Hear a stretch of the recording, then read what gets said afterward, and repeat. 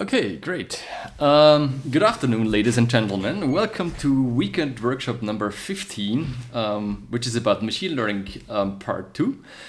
Today I'll be the only moderator as MicroD is actually stuck somewhere in London, and I have to turn off my other speakers so I won't have an echo. Well, MicroD is not with us today. Well, he's with us, but he can't talk and do any moderation because he's stuck somewhere, probably in an English forest where he doesn't have any audio connection to us. Still, he was with us, and yeah, so I'll do this whole thing kind of alone. This time we want to talk about machine learning and the machine learning pack, something I programmed last year for the Node 15. I did a big workshop there, but unfortunately I didn't really continue working on the pack because there were so many things to do.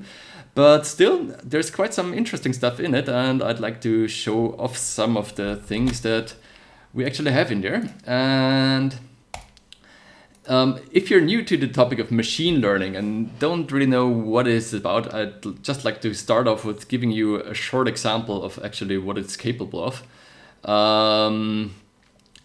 If you want to download it, it's all there on the vvvv website on the contributions. I just uploaded a minimal update of the whole thing. I hope I didn't break anything. If you want to follow, you'd better download this here. But I guess most of the workshop is better to just look what I'm doing and trying this stuff out later yourself. There will probably be some files that I need to put online also, so you can try out the stuff yourself. But yeah, I'll just give you a short demo of something that I also presented in the workshop on the Node 15. And yeah, where am I? I'm here in my packs folder. There is some girl power in this folder, but it's rather messy. Sorry for that. Most of the stuff in here actually would need more documentation. In the updated version of the machine learning pack, you will find this face recognition patch, which I'd like to demo right now. This only works with the x86 version of vvvv because I'm using the face tracker that vvorkshop implemented at some point, and you know, all the free frame plugins are only in x76. And I'll just look up if I can see myself here. Okay, great. Oh, for some reason I'm black and white, but okay, I'll just demo something. Well, what is machine learning about? Machine learning is about letting the computer do boring stuff for you. Meaning that you know, usually when you want to classify stuff, yeah, classification is something that happens all the time in our normal world. But I'll give it just a short demo and talk about what I mean with classification afterwards. What I'm having here is myself, and this face tracker, which is so nice to give out all the features. Sometimes the face jumps around, the features of my face. So that means what you can see here, I'll just break this here, is that you actually have my eyes here, you might have my mouth here, and it always, well, I'd probably better reanalyze the whole thing if this works.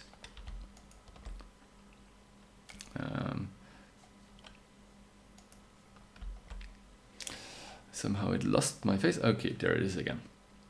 Well, what you can see is that actually my face, no, it doesn't really track me very good at the moment.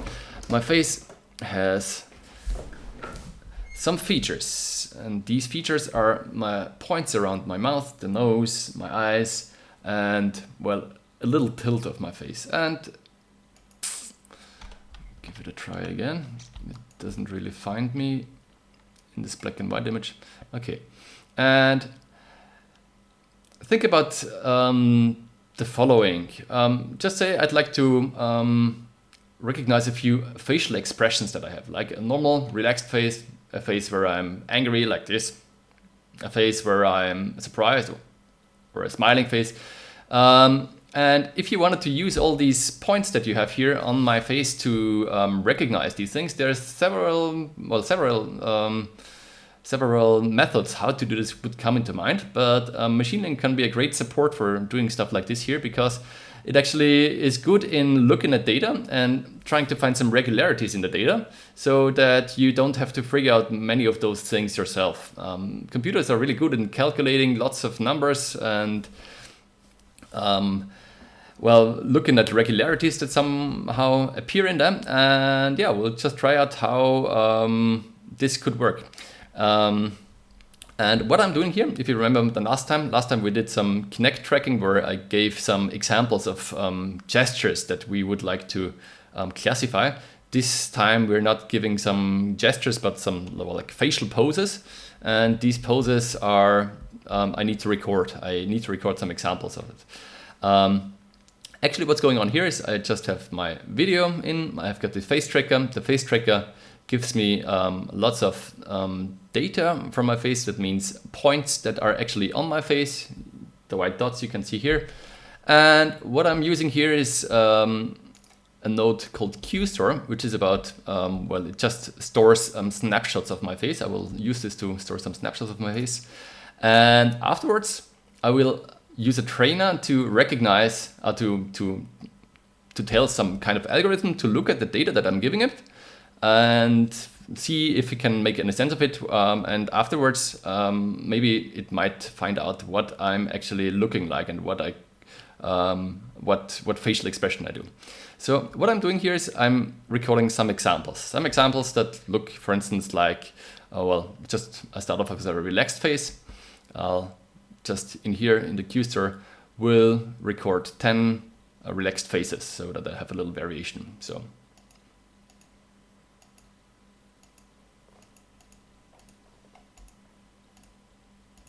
I think I had 10 examples now. Yeah.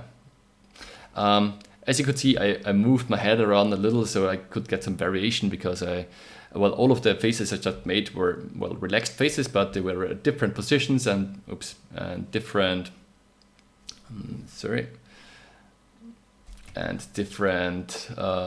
rotations a little.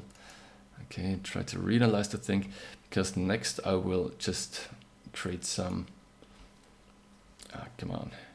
some maybe funny faces, like a surprised face.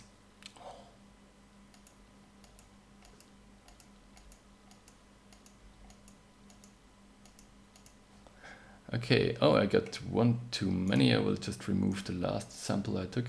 I got 10 relaxed faces and 10 surprised faces. Maybe I'll do an angry face as well. You see the points in here will look a little bit different, and I'll record 10 angry faces.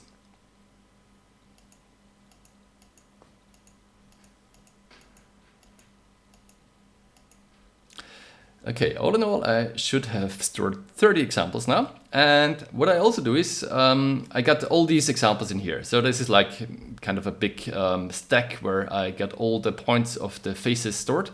And down here I have a trainer, which is the algorithm that will look at the data and will try to figure out, okay, what actually makes up a happy face, or, I didn't have a happy face, a relaxed face, a surprised face, and an angry face.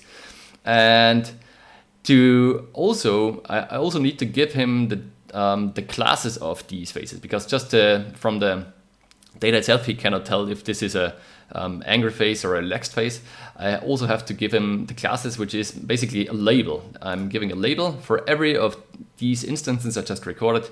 I tell him, okay, the first 10 faces are of class 2 actually, the second faces are of class 1, and the third faces, which were the angry faces, are of class 0. And these are the labels that I also feed into this algorithm. And then we'll just train the model. And well, that was quickly. Apparently he could make something from the data. And now I'm using the same data that I'm having here to classify the faces that I'm making right now. And if I'm right, if I make a surprise face like this, didn't really work out really good.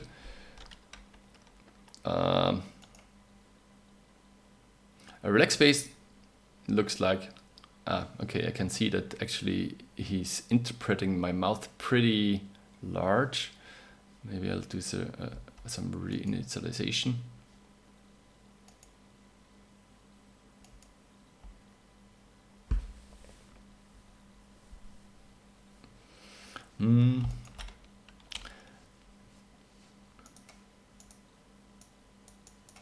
Okay, I think I just crashed the whole thing, which is bad because vvv apparently doesn't react anymore. And the last thing I got was a red node. Well, that went wrong, but never mind. I'll just kill all this again, and I hope I can redo the whole thing. Apparently, this face recognition node, or this classification node, I found out just a little bit earlier, is kind of prone to empty spread. But let's see if we can do the whole thing again. Okay, what I'm doing now again is I'm just recording 10 relaxed faces, 10 surprised faces,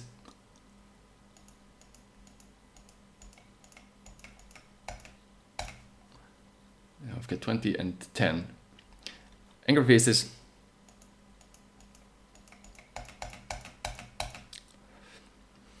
and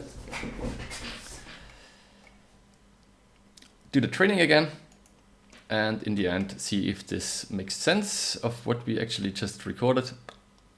You can see the second face recorded has ID 1, and when I make a surprise face, it immediately recognizes this. When I make a relaxed face, it tells class number 2, which is the first recorded, so it's the latest in the queue. And if I make an angry face, it tells me I'm angry. So that's about it. And actually what this example should have shown you is that it's quite useful and quite nice to have an algorithm that just takes off this error-prone process of finding which of these data samples I have here is actually important. Well, when you have to think about what kind of data is actually important yourself, so which of these points that you get from the face tracker here makes up a happy face or a sad face, and which comparisons do you have to do.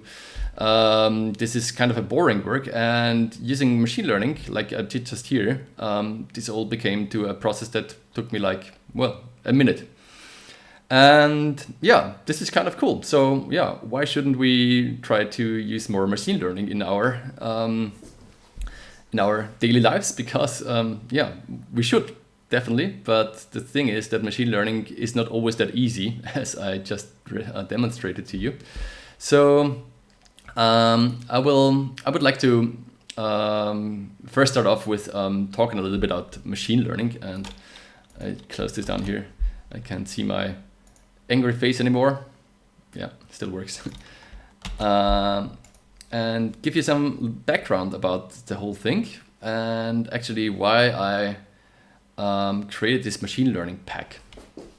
Well, I start off with some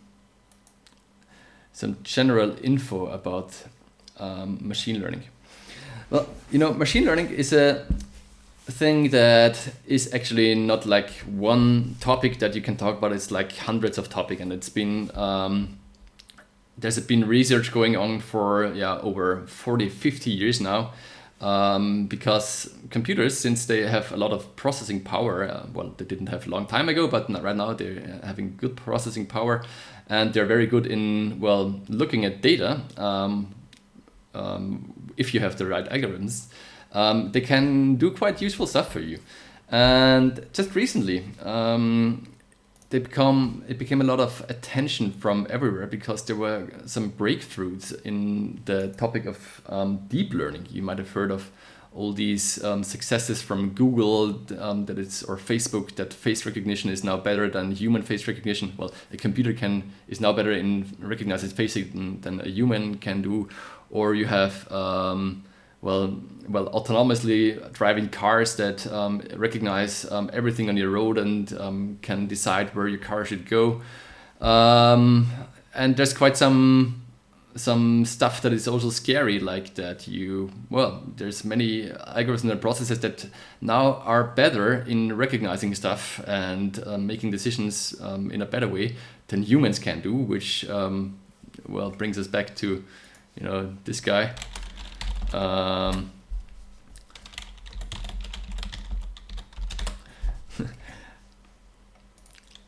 Also some Austrian guy, which apparently should have, I think it was in the year 1995 or something like this, where the Skynet computer would have taken over the world because he's so intelligent, or much more intelligent than humans are. And all these fears that come up with now these new capabilities that you actually can give computers is quite interesting, because it's really hard to say where we are going now.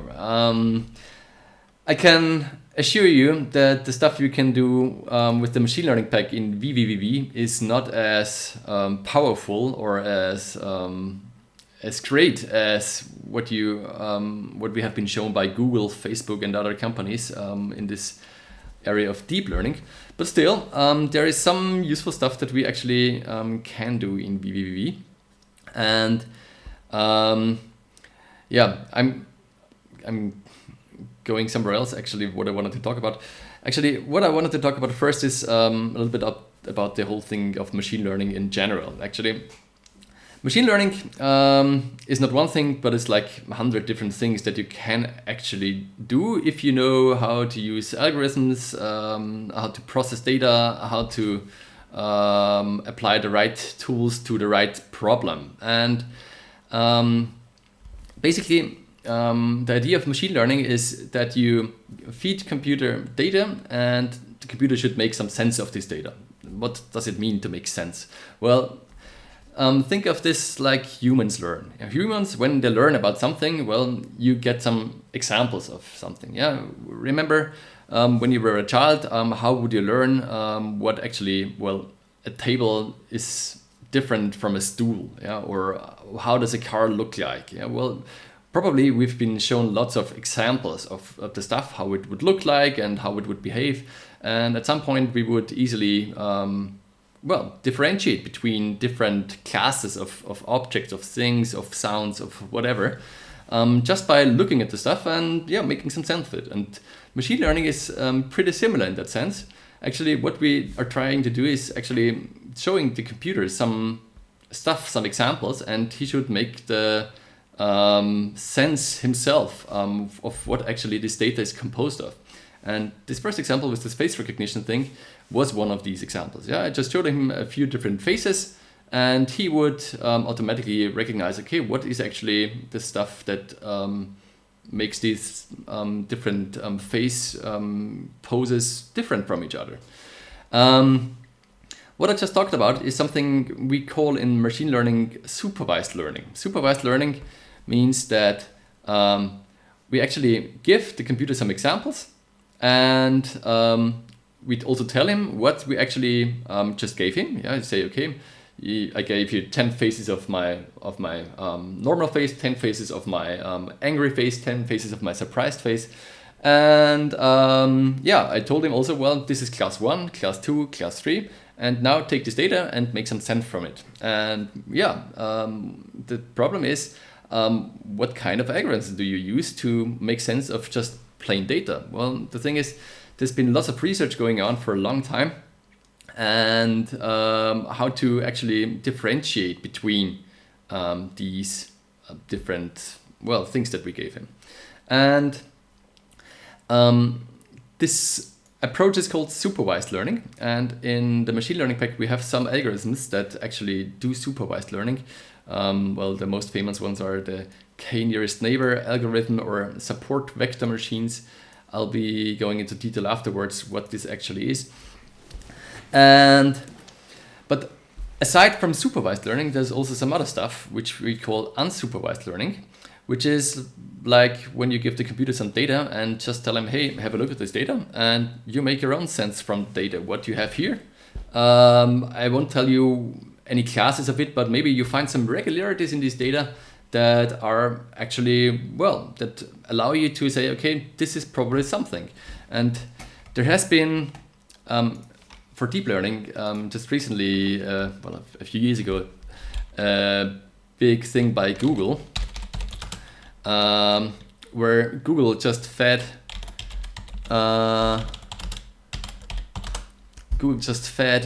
some YouTube videos to a learning algorithms, and this algorithm just would find out by itself, just from the pixel data, that there's actually something that is probably a concept, which is a cat.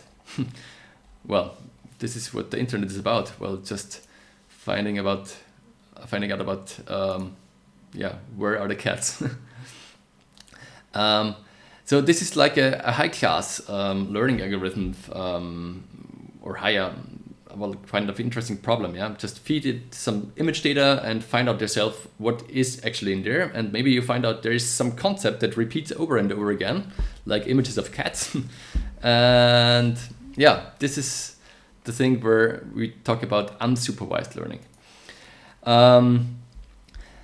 The machine learning pack doesn't have any unsupervised learning algorithms like the one here I was talking about right now.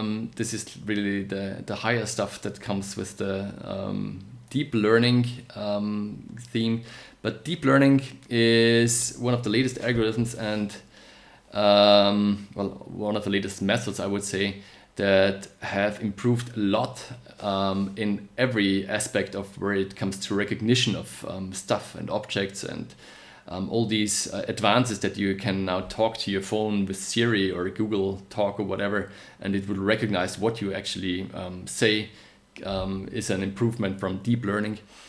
The problem is, why is this really hard to implement in vvvv? Because deep learning is something where you need to have lots of learning examples. That means data that you can actually feed to this algorithm to make sense of it.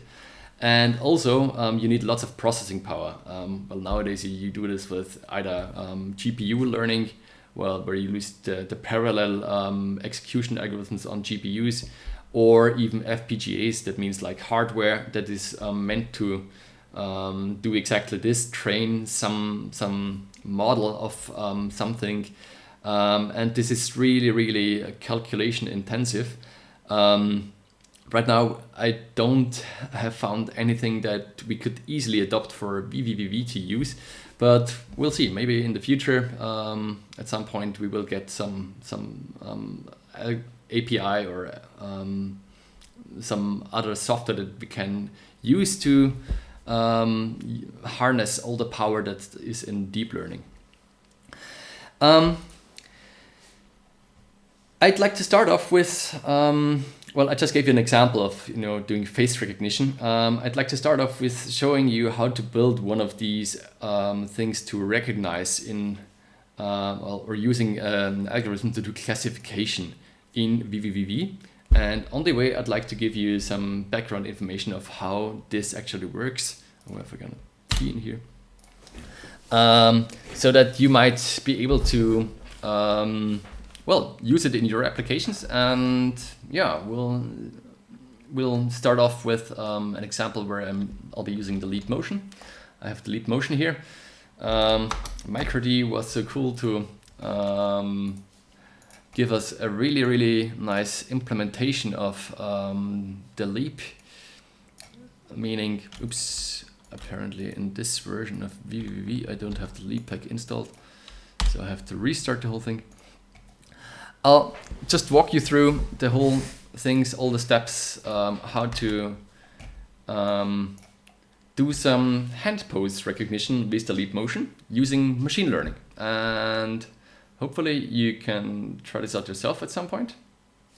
I'm not sure why, because I actually did install the leap pack here, but apparently not in this version. Ah, never mind. I'll just restart the version where I'm sure that I have this. Also, talking to myself is making me quite hot, so I'll get rid of this. All right. So, what's the idea? Idea is to use the leap motion that we all know. That's a great device to track your hands. I'll just prepare something for me that is basically a ripoff of what actually MicroD provided in his girl power of the leap motion pack.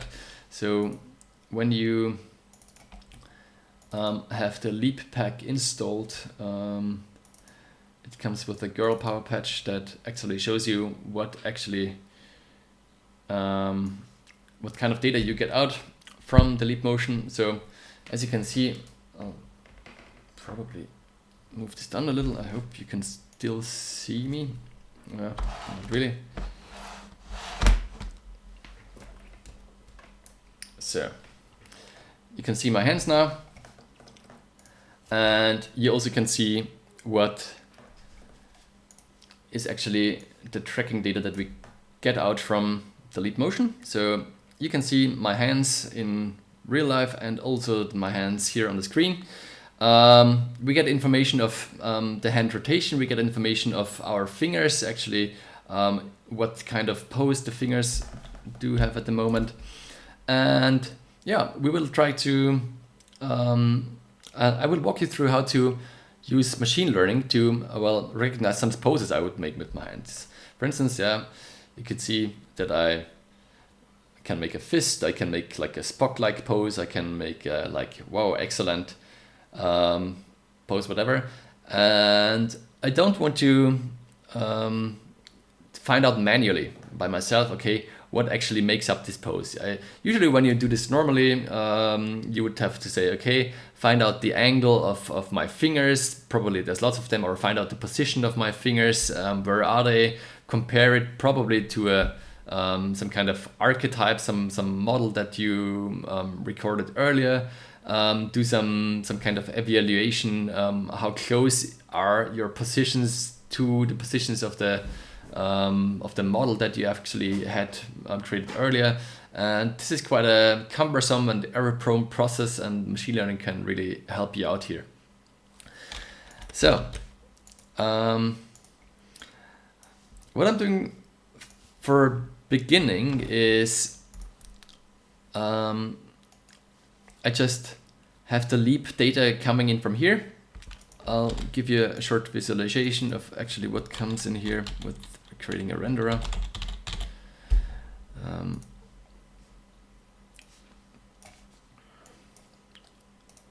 Oops. Okay. Probably it's better to create a group first and the camera.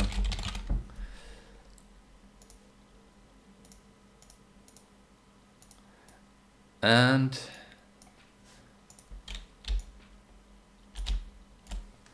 oh yeah, here we go.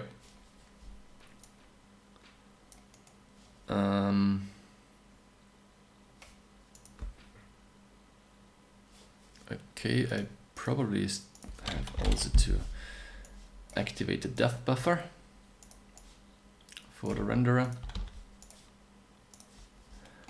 And yeah, that looks good. Okay. So this module here on the top is just meant to be, well, a data gatherer. That means here I get the leap motion. I use all this to get some interesting data from the leap, which is for me the position of the tips, the fingertips of what my fingers are made of, and also the position of where is my hand in space. And yeah, that should be enough to probably recognize various poses like this pose or this pose. or just relaxed pose, a fist, whatever. So from here, I do get my wrist position. I get my tip position of my fingertips, and the idea would be, okay, when well, just to show you that we actually don't get just one fingertip, we get actually, for each hand, we get 15 values because we have 5 fingers and each finger is made up of 3 coordinates, X, Y, Z. And so all my fingertips together are 15 values that I have here. Okay, and the idea would be, okay, I'd like to have some algorithm that looks at the data. I'll just give him some examples of my hand poses that I'd like to use for, I'd like to recognize afterwards. And in the end, it should tell me, without knowing which pose I'm creating or I'm doing with my hand, what it actually performs. So what would I need for this? Well, if I would like to train some algorithms, I would start off with getting myself a trainer. And when you look at the node browser, when you have the machine learning pack installed, I'll just demo this quickly. Oops.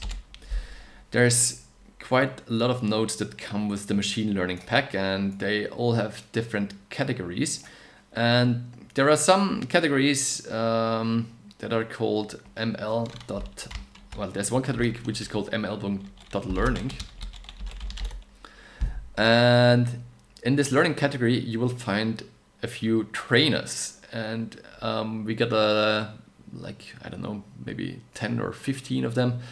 All these trainers relate to different algorithms to perform some classification. And one of the algorithms I'll be using here for now is the support vector machine, which is short for SVM.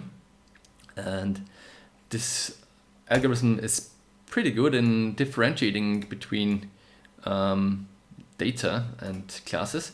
And for now, I won't explain too much of how this thing actually works. I'll just show you where we would go from here. So this trainer here will need some input. The input I'll be giving to him is the data of my hand. But since I don't want to use live input that I'm getting out from this module here, I will first record some examples of my fingertip positions. And for recording the examples, I will use a node called QStore, which is a node that should be in the add-on pack. And you might know the Q node. The Q node is a node that stores values. You can tell him how many frames it should store, and as soon as you hit insert, it will store all the values that you insert into input here in a queue, well, which is some kind of data structure that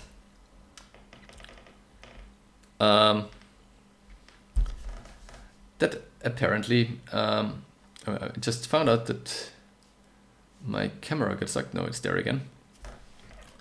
The Q node is just a data structure that, well, is some kind of data buffer. And the QStore node is quite similar. The only difference is that you can also store sequences of queues and have several queues in one node, and can access these queues over a bin size pin. Actually, for the recording of the data that I'd like to get here, I could also use a queue node, but yeah, just for simplicity, I'll just use this QStore. So this one here stores data. That means I get a spread of 15 values, which is the XYZ coordinates of my fingertips. And as soon as I insert some data into this queue, which is done by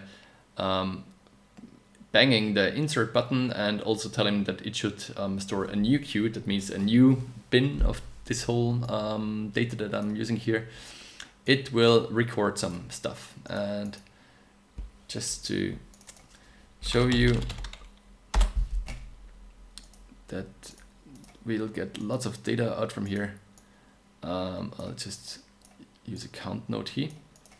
So the idea is just to collect some examples of, for instance, like my hand in a relaxed position.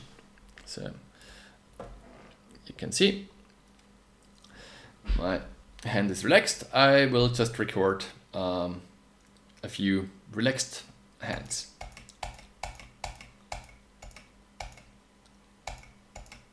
Okay, I think I got I recorded just now 10 samples of a relaxed hand. And now the next thing is I will record 10 samples of, well, for instance, my hand doing a Spock-like finger position.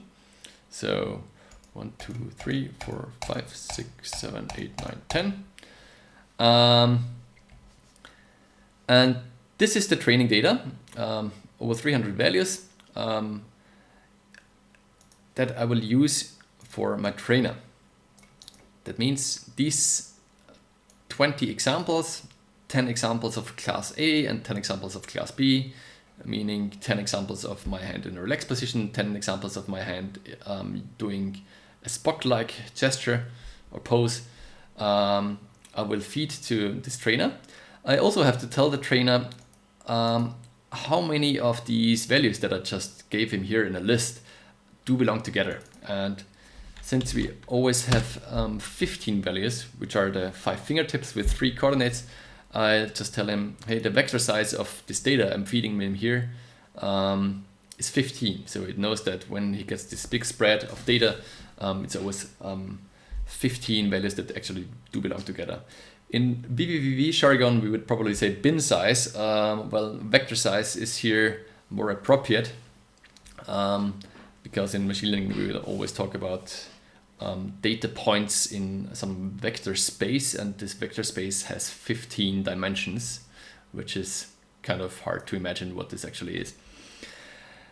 Okay, also we have to tell him about the labels. That means since we're just feeding a spread of well 300 data pieces that are binned in a vector size of 15, I also have to tell him, okay, since I'm having 300 points here and 15 belong together all the time, I have to tell him that they belong to class A or class B. I'll just say, okay, I say the first 10 examples belong to class 0, the second example belongs to class 1. We always use integer values here for describing the class. And since we have like 10 of each, I will just make a select value and say I have 10 labels of class 0 and 10 labels of class 1. And so I get 20 labels, and these labels will be going into the trainer as well. So now we have collected 20 examples, 10 of class 0, 10 of class 1. The examples have all a vector size of 15. And one final thing that we're still have to tell the algorithm here, a support vector machine always needs some kind of mathematical function to make sense of the data. I'll explain this a little bit later. For now, I just know I would probably use something called a kernel, and in this example I'm using a Gaussian kernel. And the other ones I'll just ignore for now. And in the end, at some point I would need to train the whole thing. Some kind of, the algorithm gets the data, and now I'm telling me, hey, look at this data and see what you can make from it. Also, we can look at some debug data for us. For instance, here, this label count mismatch can be quite handy, since all the training examples that we have here have to be of the same size. That means the same vector size. If I'm telling him, okay, we got an input spread of data that has a vector size of 15, and I also have some labels that, well, they need to match up with the number of input data that are feeding in here. I can easily tell if the labels and the input data match up in a way. If they don't match up, it will signal this here on the label count mismatch pin. And also we got a success pin that will tell us afterwards if training was actually successful or not.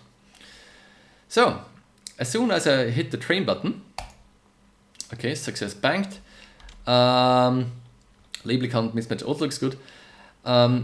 I just produced some model of the data. Model is like some idea about what actually makes up a class A or a class B. And this model can be retrieved from the leftmost pin here, which is called model. And in the end, I should be able to use this model to classify data, for instance my hand, that doesn't have any class yet, because we want to find out what actually this data I'm using here is made up of. So what we actually need now is a classifier. And of course the classifier node needs to match up with the node of the training algorithm. Since I use the support vector machine for training, I'll be using a classifier which is also of type support vector machine. And this classifier also just needs here the model of the trainer. We trained this model already. Here, of course, we have to tell him what vector size our data that we feed it has. These two need to match up, because if they don't, then something probably went wrong. And in the end, I'll give him my live position of my hand to do some classification. And here we should get out the class that it actually belongs to. And I'll just leave it as it is.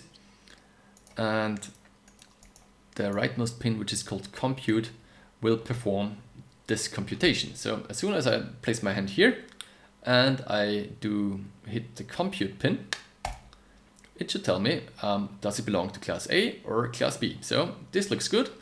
I just will make this a toggle pin.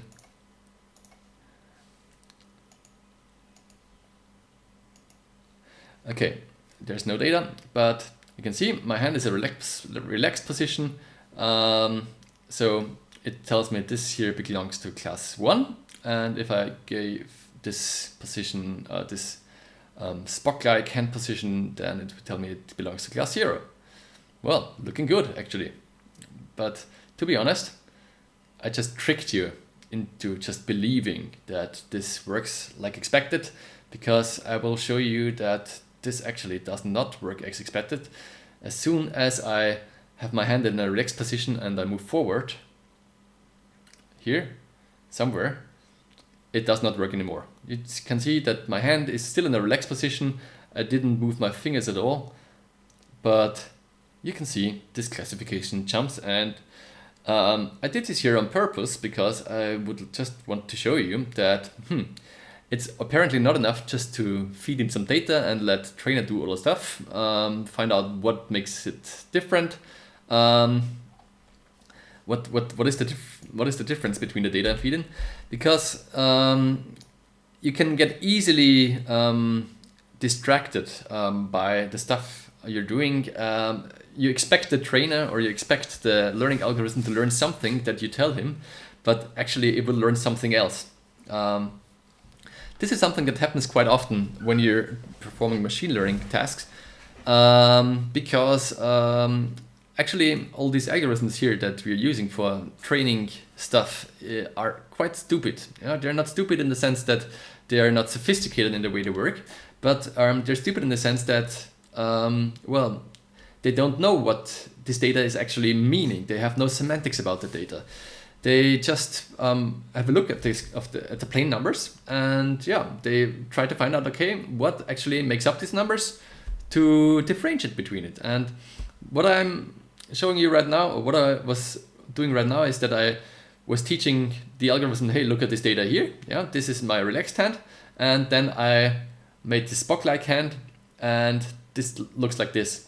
But actually, when recording all these examples here, I was kind of sloppy, because what I did is my relaxed hand was always here in this area here, and my Spock-like hand was always in this area here.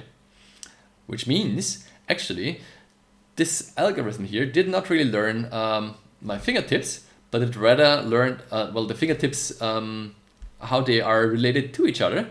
But what they actually learned is that, well, the relaxed hand is probably around here, and the Spock hand is probably around here. So a little bit to the back and a little bit to the front, which is actually not what we expected, but still, well, the algorithm doesn't know about anything.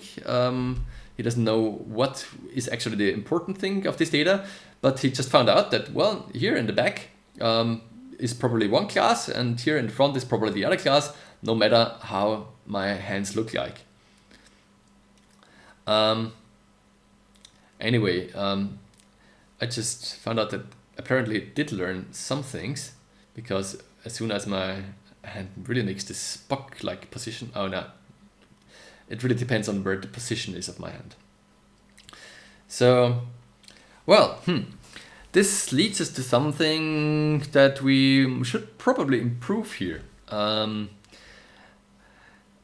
What we did here, just have a look at it again. What we did here is we recorded some data that belongs to our hands. Yeah, this data here is coordinate data, space, absolute data, absolute coordinate data in a space. Yeah, which makes sense to us, but to a computer, it's just, well, just plain numbers.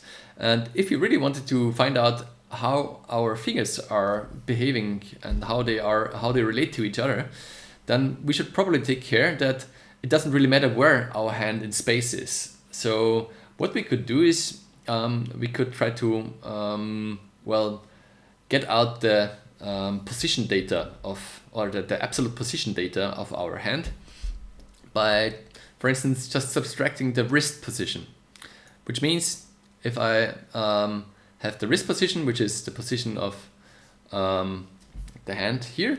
So this is my wrist position, these are my fingertips. If I always look at the fingertips and always subtract the wrist position here, I will get the relative position of my fingertips regarding to my wrist position. And this means as soon as I move around my hand, the relative position of the fingertips to my wrist position will always stay the same. So this could be some improvement, because then it shouldn't matter actually where we are in space now. And yeah, this could help. So what I could do to improve the situation is I'll just add a subtraction. I'll take my tip positions of my fingers. I'll take my wrist position and repeat this process over again. So what I'll do is I'll reset the whole thing. My queue is empty now again, and use this modified data to record my training data. Also, it probably makes sense to have a look at the data that we will record. So I'll just make a few balls that should visualize what we actually do, or what we actually record. So I'll just create a sphere. This sphere needs to be transformed, so we have to place in space, and this is actually the data of the spheres that we would like to see. I'll just make them red so they are visible better. Okay, apparently something's still missing.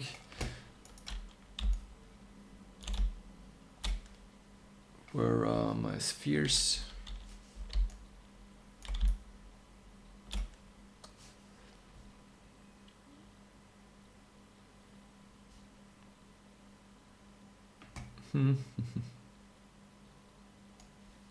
For some reason the alpha value was pretty small, so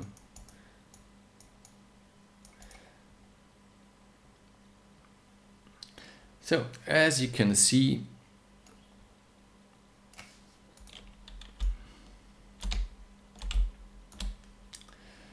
no matter where my hand is now in space, the relative position of my fingertips will be around the same value. But still, there's one other thing that's kind of annoying. We probably could even further improve the situation if we could get out the hand rotation, because still we got the relative position of our fingers in space. You can see I can move around my hand. Relatively to my hand position, the fingers will remain at the same position. But as soon as I twist and turn my hand, they will rather strongly deteriorate from their relative position to their hand. So there's probably a better idea than just subtracting the hand's position. And actually it's pretty easy to get out the rotation of our hand here from our position, because it's very nice to have also the hand basis, which is some kind of transformation that we'll get from the leap nodes. So there's some transformation matrix that says something about the position and the rotation here in space. And if we could take the inverse of this data and apply them to our points here, then we should probably get even better results. So here I got the hand basis, which comes from the hand node. Here the basis output is the hand rotation and other stuff. Taking the inverse of the basis and the inverse transformation applied to our fingertips using an apply transform. I'll take a transform vector.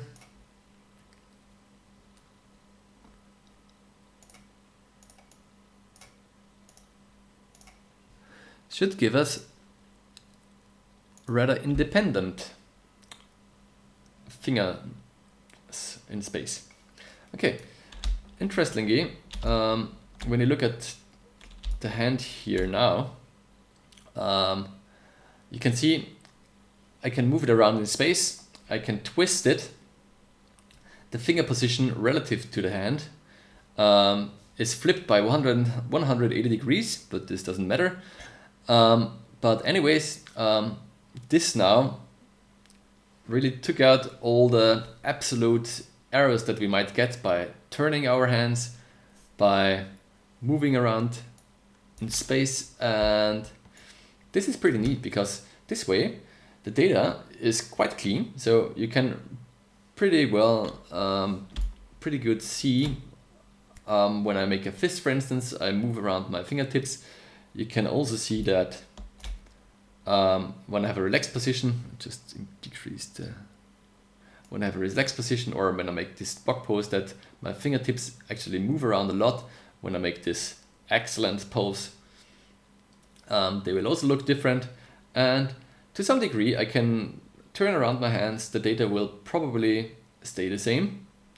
And this is great, because this is actually what we want the algorithm to learn. It's not the absolute position in space, it's not the relative position to the hand, but still with rotations, because this also deteriorates the position in space, but just the relative position of our fingertips to our hand. And this is something that we can use to learn. And so I'll repeat this process over and over again. I'll use this corrected data to store a few examples. For instance, what I'm doing here now is I start off with some relaxed position. So this is my hand in a relaxed state. I'll collect 10 examples.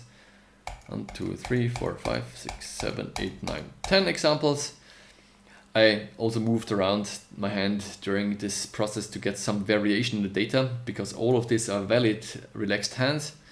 I just collected some more. Now I've got 20 relaxed hands. Now I do the Spock-like pose. 1, 2, 3, 4, 5, 6, 7, 8, 9, 10, 11, 12, and so on, until I have 20 examples of my hand doing the Spock position. And yeah, now since I took 20 examples now, I also have to create 20 labels of class 0 and 20 labels of class 1, where the relaxed position now has class 1, because this queue store just like on a stack puts new data on top.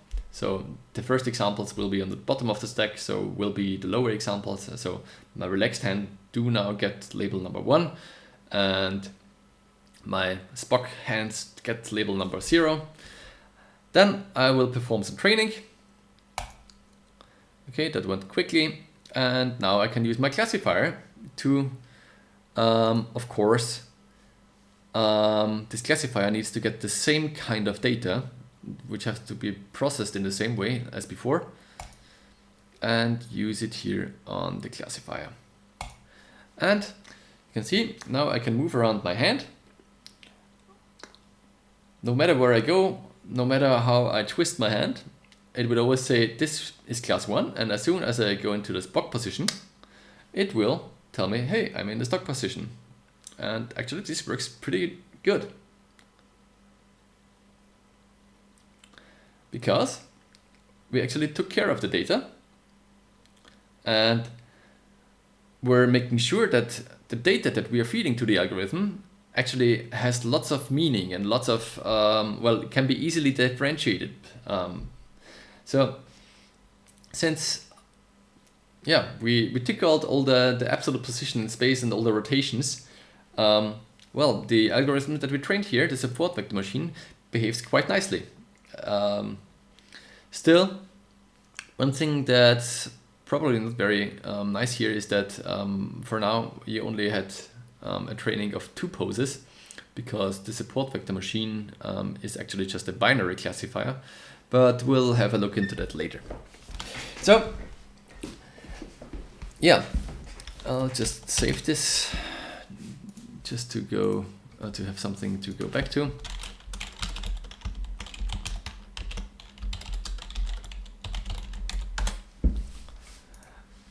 And now that we have done this together and we get the class, we could have a look at what we actually just happened, what actually just happened and what we just made from a more theoretical point of view. So what we made was the following. This here is a pipeline, a machine learning pipeline. This pipeline is actually the process of what is usually done to get some classification. We start here on the left side, where we have first some data input. Yeah? What I marked here as raw data samples is usually some data input that we get from, well, for instance, for cameras, from microphones, from audio input, from tracking devices, from whatever. Yeah? This is data that at some point we will find out that this data is so large that we need to do some feature extraction. Actually, we didn't do this here ourselves, but what we were just able to use is we would use the features that the leap pack extracted for us, which is basically the leap motion is a stereoscopic camera. It has 2 images. The leap SDK gives us skeleton data or tracking data from the hands we have here. And so this is something that we didn't do here ourselves, but let the leap API do for us. But what we did is we actually had a look at the features here and also did some processing to these features. Then we had these features.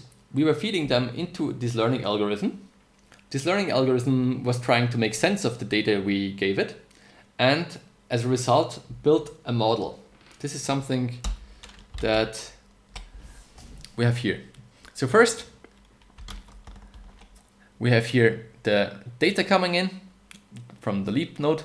We did some feature processing, which is the part here, where we said that we actually want to take out all the relative transformations of the hand.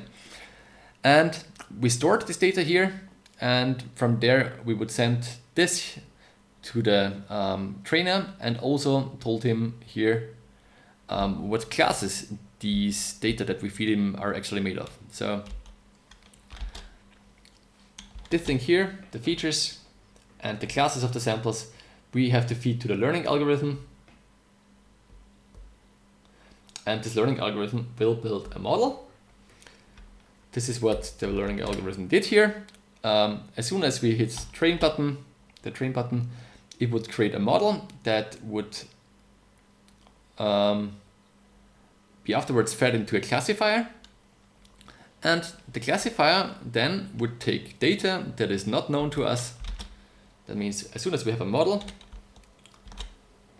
this model here can be used as a classifier, and when we get data that we don't know of which class it belongs, we can do the same things. We will do the feature extraction here, then we get the features, and this is being fed into the model, and the model will tell us which class the sample is actually made of. So this is the last part that we have here. The classifier will be fed the same kind of data, but we don't have any class information of this data, and as an output we will get the class of the data. So this is the idea of a learning pipeline that we will find over and over again for classification tasks. So actually the graphics I should have been using is probably this one for this thing, because there is 2 sides of this feature extraction part.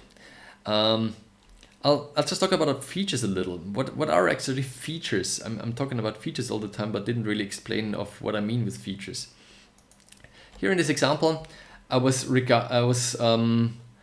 telling you that the features are the positions of my fingertips. Yeah, everything that you can think of, any concept, yeah, is somehow made up of information. Yeah, usually when you start off doing machine learning, you have some input, yeah, which can be usually raw data input like cameras or audio input. And the problem is that when you get raw data like audio or pixels or whatever, this data is quite high dimensional. It means I get pixel images, for instance, that are made of whatever, 500 by 500 pixels, which means a lot of pixels. And each of the pixels is information, and we're not really sure yet, is this information meaningful for this concept or not? Yeah, for instance, when I have the leap motion here, the leap motion takes a stereoscopic image of my hand. When I would just look at the pixel information, it would probably really be hard to get some poses out of just the pixel information. So what is actually done in the leap pack here is some feature extraction. Features is to get a feature out of some raw data is to try to get something meaningful from this information. Meaningful here for the leap motion would be to get, well, skeleton information of my fingers, but meaningful and compressed. Compressed in the sense that instead of having 500 by 500 pixels, we afterwards get like 15 values of our fingertips. 15 is far, far less data than this 500 by 500 pixels. And also, the nice thing about having these fingertip positions is that they actually say something about something. Yeah? Say something about our hand, and this is what we are really interested in. So this feature extraction can be actually seen as some kind of, well, try to get something meaningful out of some raw data. I'll give you another example. Think of these cats, for instance. Yeah? When you would like to learn something about a cat here, yeah, and you would have just raw input pixels like this one here, how should a learning algorithm make sense of just the pixels? Yeah? When it would look at this image, it would probably find out that there's lots of green in here because this cat here is standing in grass, and at some certain positions here, which means like on position X 400 and Y 200, we got some blue spots here, and yeah, if we would feed this image into a learning algorithm that should make sense of this image here, it will probably have a hard time of finding out something about this concept that I'm trying to teach him. It would probably be more meaningful to have some kind of cat feature extractor. Well, what could be a feature extractor for a cat? Well, think of something like, say for instance, you would be able to find out something about cats that they are made of some head, yeah, and they have a tail, and probably this tail has some kind of length, and yeah, they also have 4 legs, 1, 2, 3, 4, and well, a body that has a certain shape. And you could describe this cat in a more easy way. Easy in the sense that you would just get like maybe 20 informations, like I got 4 legs, I got a tail, I got 2 ears, I got 2 eyes, and I got a certain body shape. This is like 10 values, and these 10 values, they say something about our concept here. And 10 values is much less than these 500 by 500 pixels. And that's why actually a cat can be probably distinguished from any other things. Yeah? For instance, from a human. If you would apply the same algorithm to a human, and you would find out that a human has 2 legs and it does not have a tail, then it makes pretty easy to differentiate. You make it pretty easy for the algorithm to differentiate between a cat and a human. But of course, you have to have a good algorithm that really is able to, well, extract these features from a cat. Well, a feature leg number, a feature tail, yes or not, a feature has ears or has a certain kind of body shape. So this feature extraction step here is quite tedious, and there's lots of research going on for what is a good feature for something. And in our example here, this part here, this actual feature extraction from the raw data, is something that the SDK has done already for us. By the way, it has done this by using machine learning algorithms. And what we get here from the features are the fingertip positions. And the fingertip positions can be used as features, but we found out that these features alone are not very good to use, because as soon as I move my hand around in space, this doesn't work anymore. So what I would do is I would create some meta features. Meta features that are some processed features, and these together with my samples, the classes of the samples, I would feed into the learning algorithm to create a model. Yes, so I hope you got the idea of what is actually happening here. We got the raw data, we need to do something to the raw data to reduce the dimensionality of the data. That means instead of having 500 by 500 values, we will only have 15 values, and these 15 values would still say something about the data that we're trying to capture, and this would be used for the learning algorithm to create a model. So, this is probably the pipeline that you will use mostly if you do machine learning in vvv now with the machine learning pack, because the algorithms that we have available here are pretty similar when you do classification tasks. I will just give you also some theory about what is actually a feature in feature space.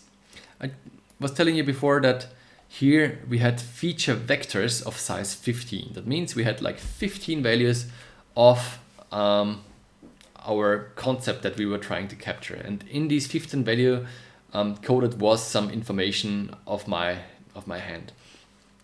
And usually when we talk about coordinates in a space, we can think about two-dimensional space or three-dimensional space. This is what we are capable of because this is what we have in our real world. But for mathematicians, well, 3 dimensions is not the limit. We can make 4 dimensions, 5 dimensions, 20 dimensions, 100,000 dimensions as well. The only difference is that we cannot think about how actually does a point in a like 5-dimensional space look like, but we can easily imagine that, well, you have a vector that has 1 dimension. That means it just has 1 value. If you increase the dimension to 2, then it would have 2 values, for instance x and y. If you would increase it to 3, it would have 3 values, x, y, z. If you would increase it to 4, it just has 4 values, 5 values, whatever. This is now a point in a space that we cannot think of how something looks like in an n-dimensional space. But when we look at this data that we have here, coming from the leap, we have, as an example here, a point that has actually 15 dimensions. Why 15? Simply because, 15. Simply because, well, my hand here, in this configuration I have, has 15 values. And these 15 values are, of course, the x, y, z values of my fingertips, but still, they all together make up one feature vector of my hand position at a certain configuration of my hand. So a feature vector of my hand doing this would look like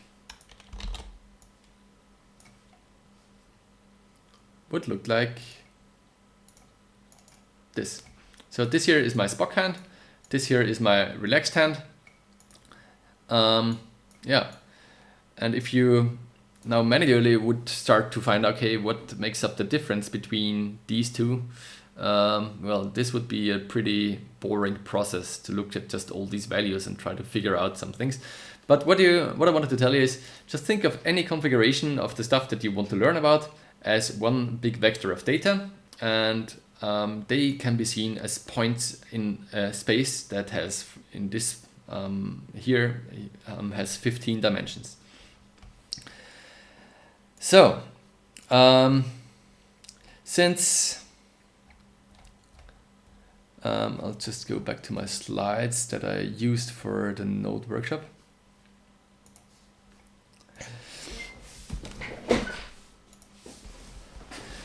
Since we now can think of any configuration of my hand as some kind of feature vector with a certain kind of values, we can also think of all the examples that I collected before as points in a feature space. What is a feature space? Well, if you think of my hand here, if I had it like this and like this and like this and like this and collected all the examples, all of these would be 15-dimensional points in a 15-dimensional space. Since we cannot really imagine a 15-dimensional space, I will just look at this space here. this space here only has 2 dimensions, but all of these examples that I collected that belong to a certain class, they would be a point here in this space. So all of the blue ones belong to one class, for instance, my hand open, and all of the orange triangles here belong to another class, for instance, my Spock hand. And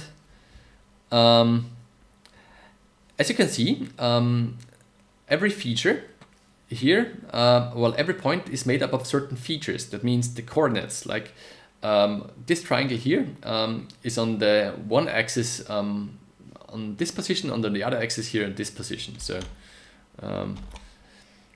this triangle here does have a certain coordinate, which can be seen as feature 1, this one here, has a certain value, and feature 2, this axis here, has a different value.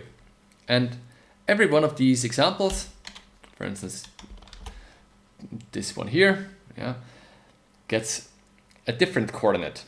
And you can see for feature 1, this gets this value. For feature 2, it gets a rather larger value. And all of the examples that I collected here should be used to differentiate between the 2 classes. And as you can see, we can actually say something that probably if the data is in this area, it's probably belonging to class A, and if the data that lies here in this area probably belongs to class B. Since this is quite abstract, I will only go back a little to our original example.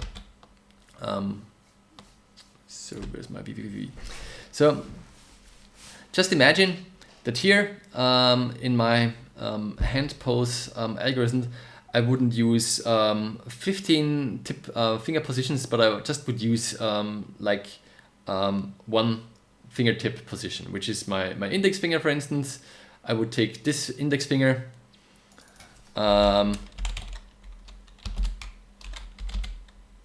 oops,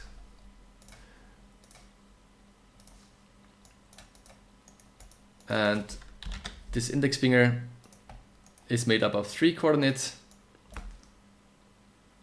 I hope this is the index finger.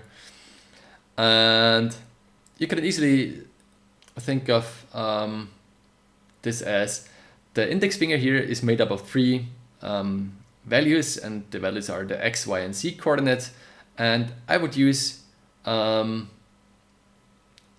I'll start over again. Because this is really, if you think about this the first time, quite hard to get. I think I'll do it again. I'll try to do the whole example again and then explain what's actually going on here. I'll just resave this whole thing. And we'll do the following.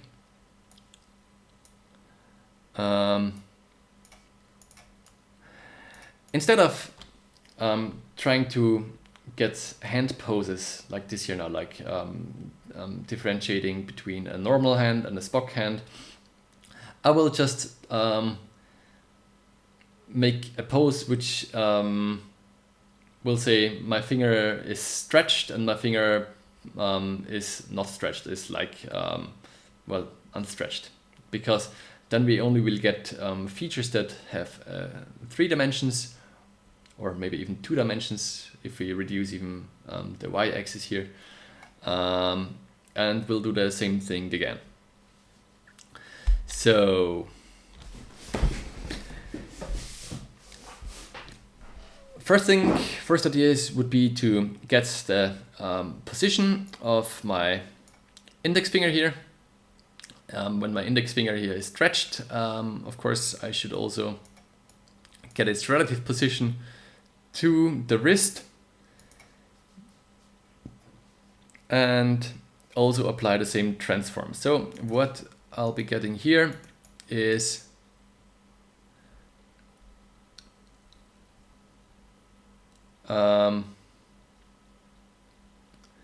my finger position, but without any rotation, without anything anything else. Okay. Actually, I'm taking my thumb here. We have therefore probably to switch to index number 1. Yeah, that looks more like it. Okay, so you can see index finger stretched out would mean that my index finger has this position here, and when I'm looking down, it has this position here.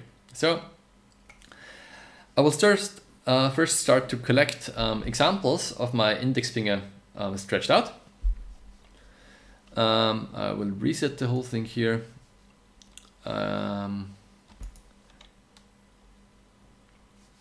And well, collect some examples of my index finger stretched out. So this would be 1, 2, 3, 4, 5. I think 5 is more than enough for this simple task.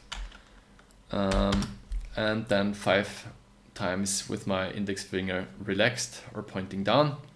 So 1, 2, 3, 4, 5. I collected 5 examples each, and the vector size is this time not 15, but it's rather 3 because I'm only using 3 values. Train the whole thing, and as you can see, my classifier easily differentiates between these 2 positions. So what I was doing now was the following. I was collecting examples, samples of my index finger pointing forward. All these samples would have 3 coordinates, and if they would belong to one class, they would be points in some feature space that had a certain configuration. And when recording the other class, you could see that these values would be different in a way. You can easily distinguish this here also. As soon as my finger is pointing down, you can see that the z coordinate radically changes. So they will probably, the other class, the finger pointing down, will probably have a different configuration here in this feature space.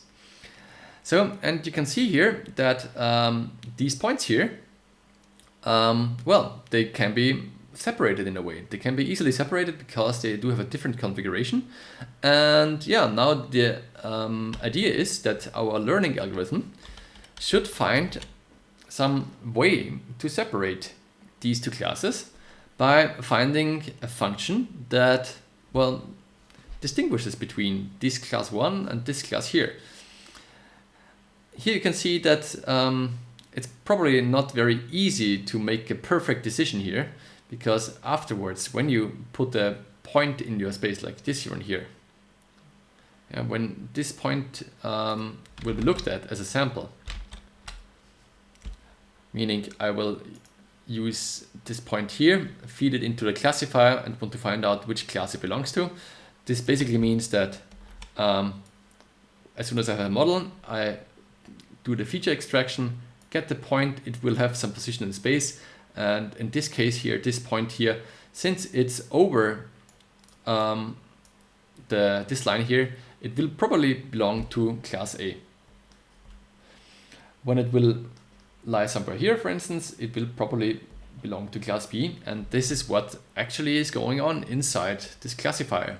So this classifier tries to find a good margin or some kind of separation between these 2 classes, and afterwards, when placing dots that you don't know which class they are from, they will be recognized here.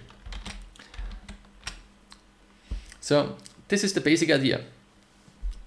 Now the problem is, when you look at this feature space here,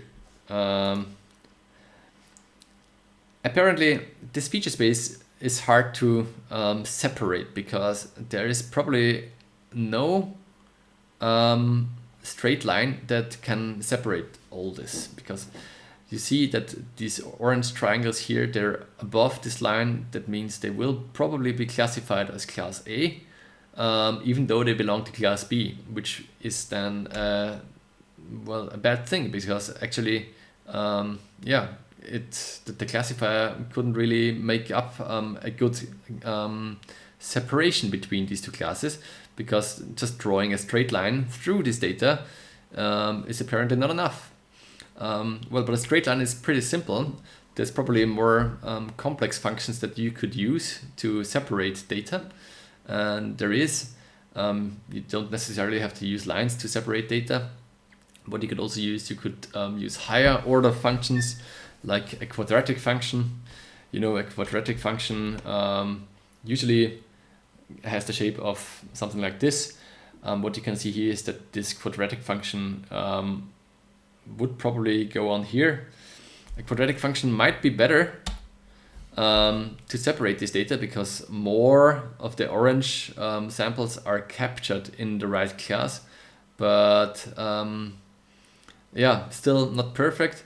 But you could also say, hey, let the classifier find some kind of function that ideally separates these two feature spaces.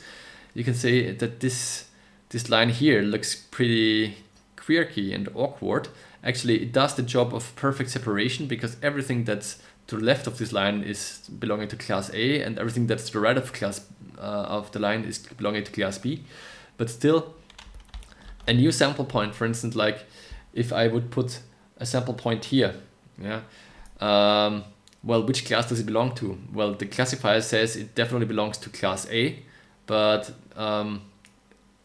compared to the straight line that we had before, it would probably rather be a class B point. So that doesn't necessarily mean that if you have a perfect fit when you train the data, that afterwards that you will get a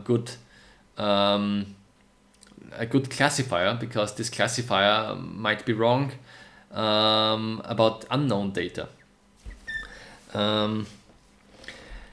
So machine learning, where you apply very complicated functions to separate two classes, is probably not such a good idea, because usually you tend to overfit your data. That means that the classifier will become really good in classifying the data that has been used for training, but still it will not achieve to be a good classifier in the real world later. All right.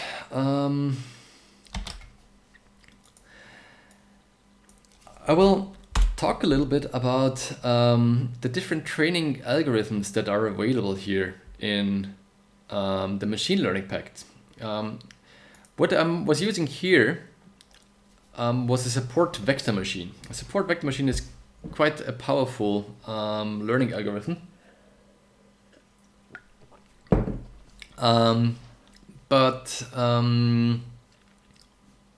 Yeah, I'm using it a lot for classification tasks, because it's pretty good in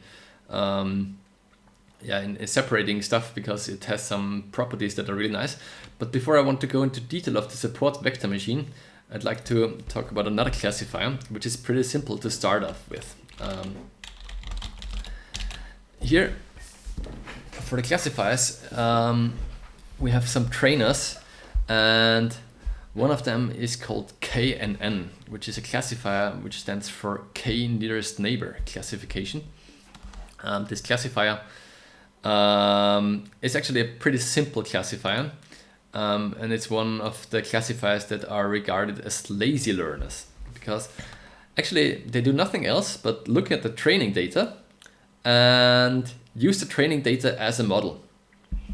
For instance, what they do is the following. They don't learn anything. They don't apply some mathematical functions to the data to get some separations. But what they actually do is they just take the training samples that we have here, and when you have some unknown samples, samples of unknown class, then they will just put them in there in the training data and do some kind of distance calculation for each unknown class with every other sample that you have in here. Meaning, look at this example here. This one is pretty clear for us to see that it belongs to class A, because it's only surrounded by the blue dots and is very far away from the orange dot. So probably this one is also a class A. So what it does, it just calculates the distance from this dot to every other dot and tries to find out how far, oops, I should probably make it a little bit, oops.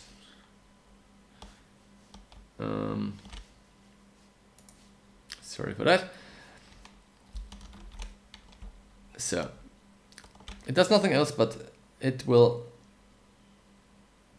calculate the distance to every other of these dots here and will look at the closest one. So any other means really every one of these samples here. So there's lots of distance calculations, but at some point it will find out probably the closest dot here is this one, or the closest dots here are these ones, for instance. And if it finds out that the closest dots here are all belonging to class A, then this one here will also probably belong to class A. And let's have a look at another example. Let's have a look at, for instance, a harder one, which would be this one here.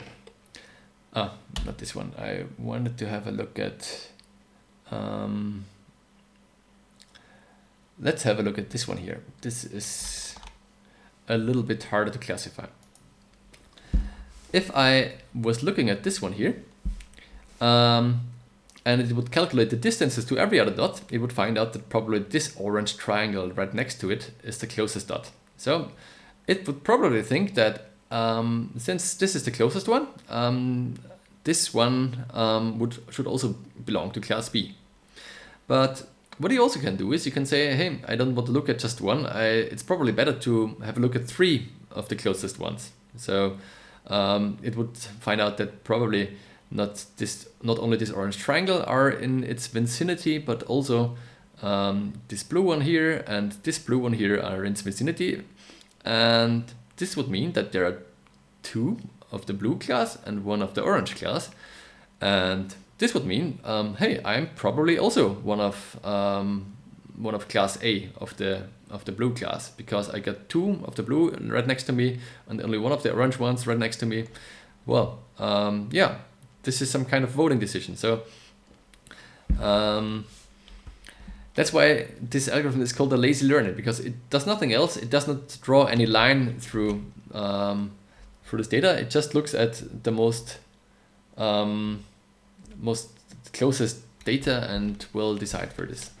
And when you have a look at the girl power in the machine learning pack, just opening this up. So here in the packs, machine learning, girl power.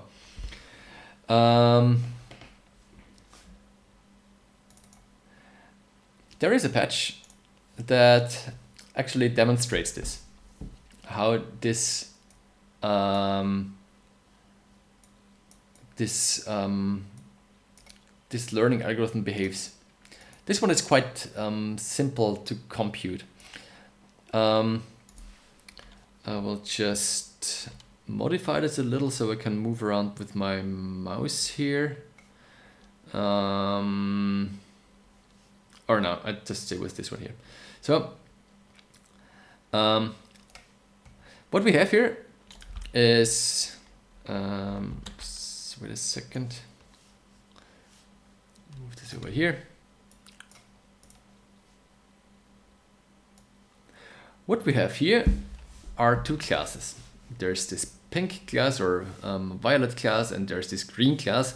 And we have one point that we don't know yet which class it belongs to actually.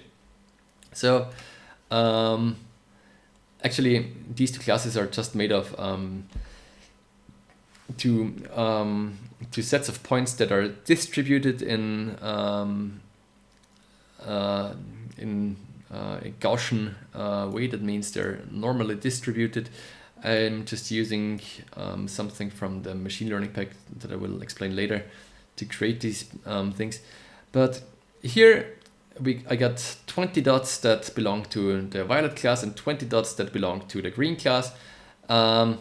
I'm just feeding all these data dots in this trainer that belongs to the KNN category.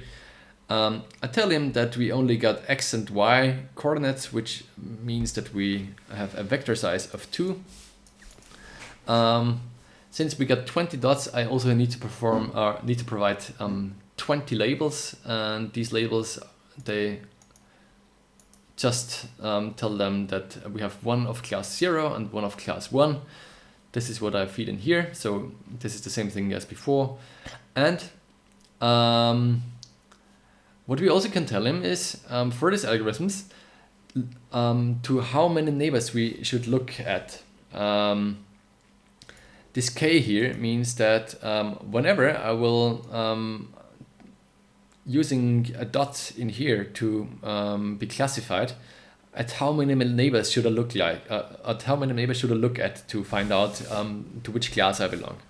And I'll just start off with a k with value 1 and do the computation. Actually, it doesn't really do a computation, but still what this compute here creates is a model that we later need in a classifier. And in this classifier here, we now can send in the data from our red dot. Our red dot is being moved around in this point cloud kind of thing. And as soon as I'm in the green area, the class this dot has is 1. And when I'm moving to the area over here, where I'm violet, my class is 0. And as soon as I'm somewhere in between 2 dots, the closer I'm going to the green ones, I belong to the green class. And if I'm going to the violet ones, I belong to the violet one.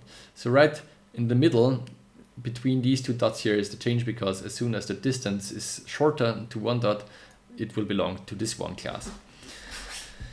Now, the thing is, oops, just hide this again. The thing is, this process here is often very error prone. It's a quite simple classifier, but usually when you work with real life data, that means data that comes from a camera, from a tracking device or whatever, it often happens that the data you get has some kind of noise in it. Noise might come from the sensor, it might come from the device being unable to track you as you would expect, because maybe think of the Kinect, when you turn around and the Kinect is unable to see parts of your hands or something, it has to guess what your hand is actually looking like right now. So as soon as you have real world data, you will always have noise. And when you have noise, this will also mean that the data you will get from the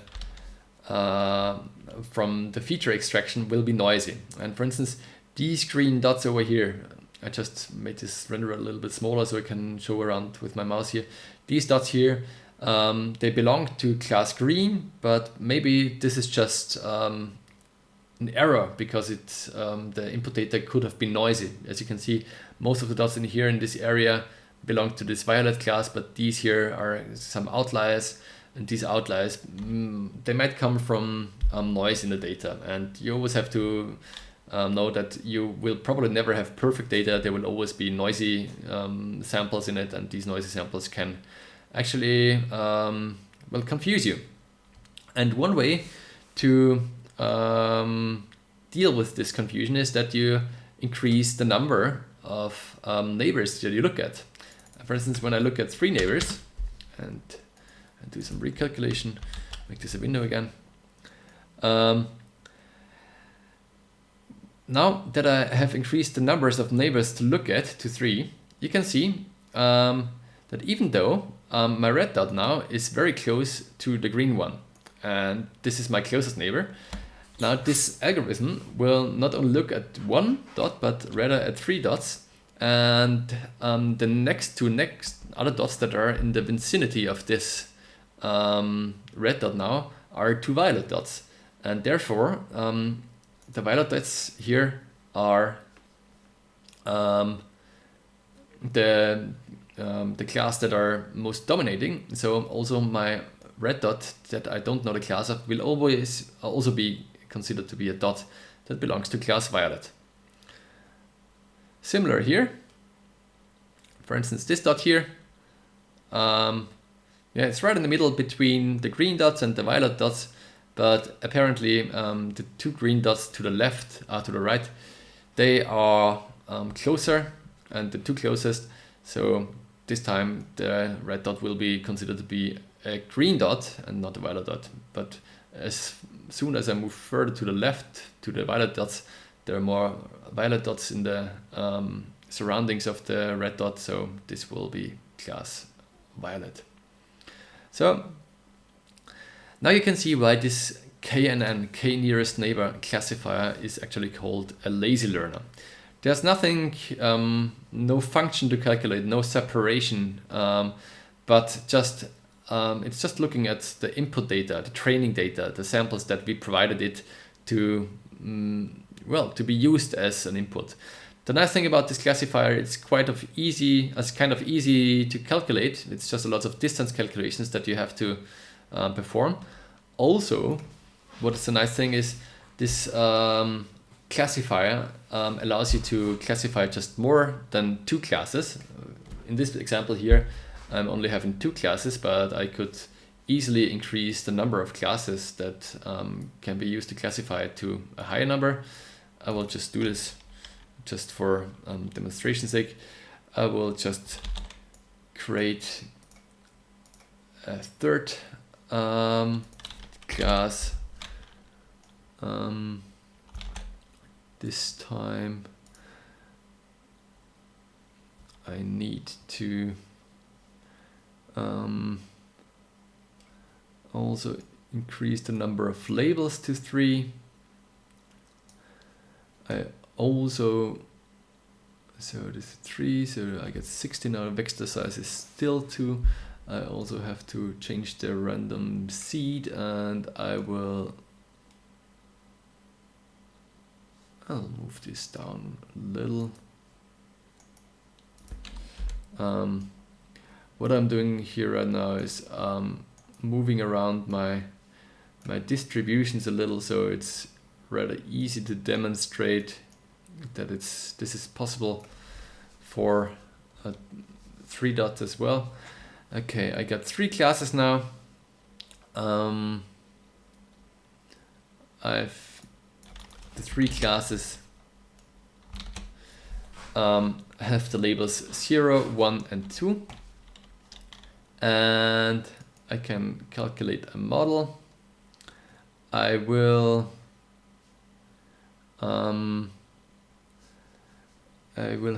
I have to change the color of my unknown dot so I can differentiate actually what color this is. So I will make this violet now, or pinkish. So my pink dot, my pink dot is the unknown class, and as you can see, when I'm moving around the feature space, it will have either class 0, class 1, or class 2. And this is nice to have because it's often the case that you have several things that you want to differentiate between, but there are many classifiers, including the support vector machine, that are only binary classifiers, which say, okay, this is either class 1 or class 0, but you don't have the possibility to make any other decisions. But there are tricks, because as you have seen before, for instance, for the face recognition example, I was also using a support vector machine, which could differentiate between 3 classes: my angry face, my happy face, and my relaxed face. No, it was angry, surprised, and relaxed face. But I will show you how to do this afterwards. But for now, this nearest neighbor classifier can be used to classify between several classes. You should not always expect the correct examples, as for many machine learning things, this is a very hard thing. It's very hard to find good features that actually make up the points in your feature space, and as soon as these points overlap, you will have a hard time differentiating between several classes. But this nearest neighbor classifier for easy things can be a good start, and is quite easy to calculate. I probably should ask in between, are you following? Is there anything that I should re-explain, or of course it's hard for me to to think of, okay, where are you at? What is there what I didn't explain so well? Unfortunately, MicroD is not here with me today to be my sidekick to ask intelligent or stupid questions that should have been asked by myself, but when you're talking, you always are inside your head and you don't really follow. So yeah, just feel free to give me anything in the chat. I'm following the chat as well.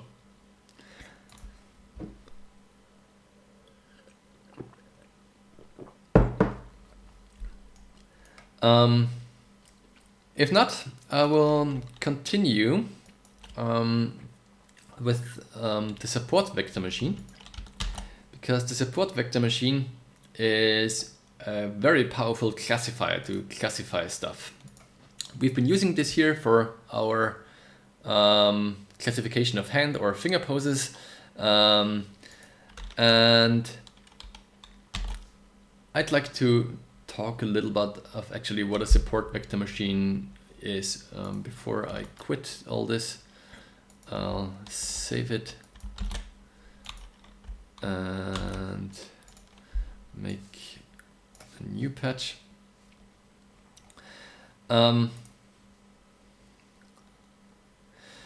support vector machine is a binary classifier, and it's a classifier that really tries to find a decision boundary between classes or between points in high dimensional spaces. A decision boundary is what we see here. It's this line, and this boundary just says if a certain point is lying above this line, then it belongs to class A. If it's below this line, it belongs to class B. And yeah, the question now is, for the support vector machine or for any learning algorithm that works with a decision boundary, how do you find these lines, and what is the ideal line?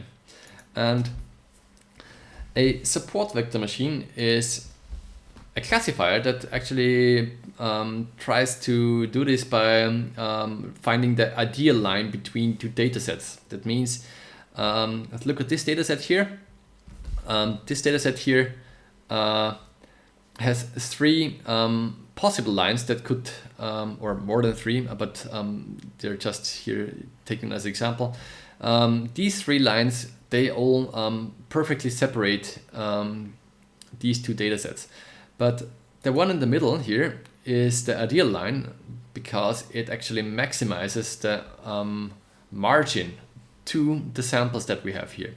Maximizing the margin means it will try to find, the support vector machine will try to find a boundary between these two classes that is ideal. That means the distance between the line and all its examples that we have here is maxed out. So it's some kind of optimization problem. And this way, it becomes more probable that examples that are unknown will always also be classified in a good way.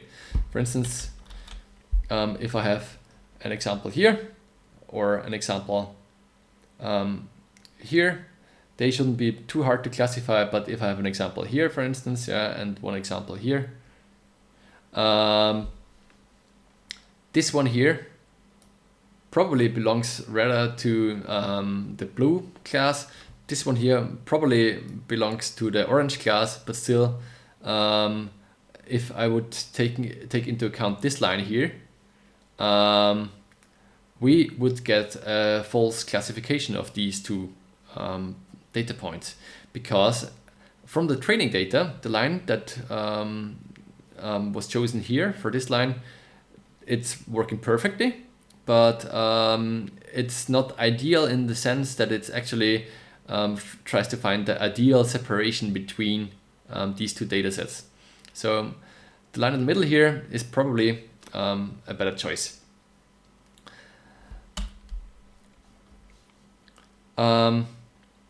The support vector machine is called support vector machine because this line here can be defined by samples in the training sets, which are called the support vectors. And actually, you don't need all of the samples in the training sets to define this boundary, but just a few of them usually is necessary. And what's cool about the support vector machine is that it's also able to separate data that is not linearly separable. Because if you have a look at this data here, this data that somehow looks kind of funny, there's some data in the middle which is surrounded by some other data. If you wanted to find a line that separates this data, there is none. So there's no line like this, or there's no line like this, or no line like this that can separate this in a linear way. All of these linear separations will fail. Also, separations that are kind of a higher mathematical function, for instance, like quadratic function. Quadratic function like this would be pretty good in separating some of the data, but still this one would be not separated. These would be classified wrong. Also, this example to the right here, this is called the XOR problem, because it relates to the exclusive OR thing. Oops.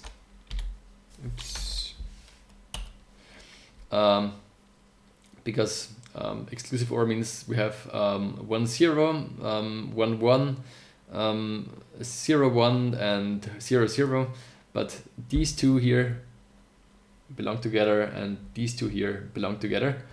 But the thing is, there is no ideal line that can separate this data. There's no line here, no line here, no line here like this.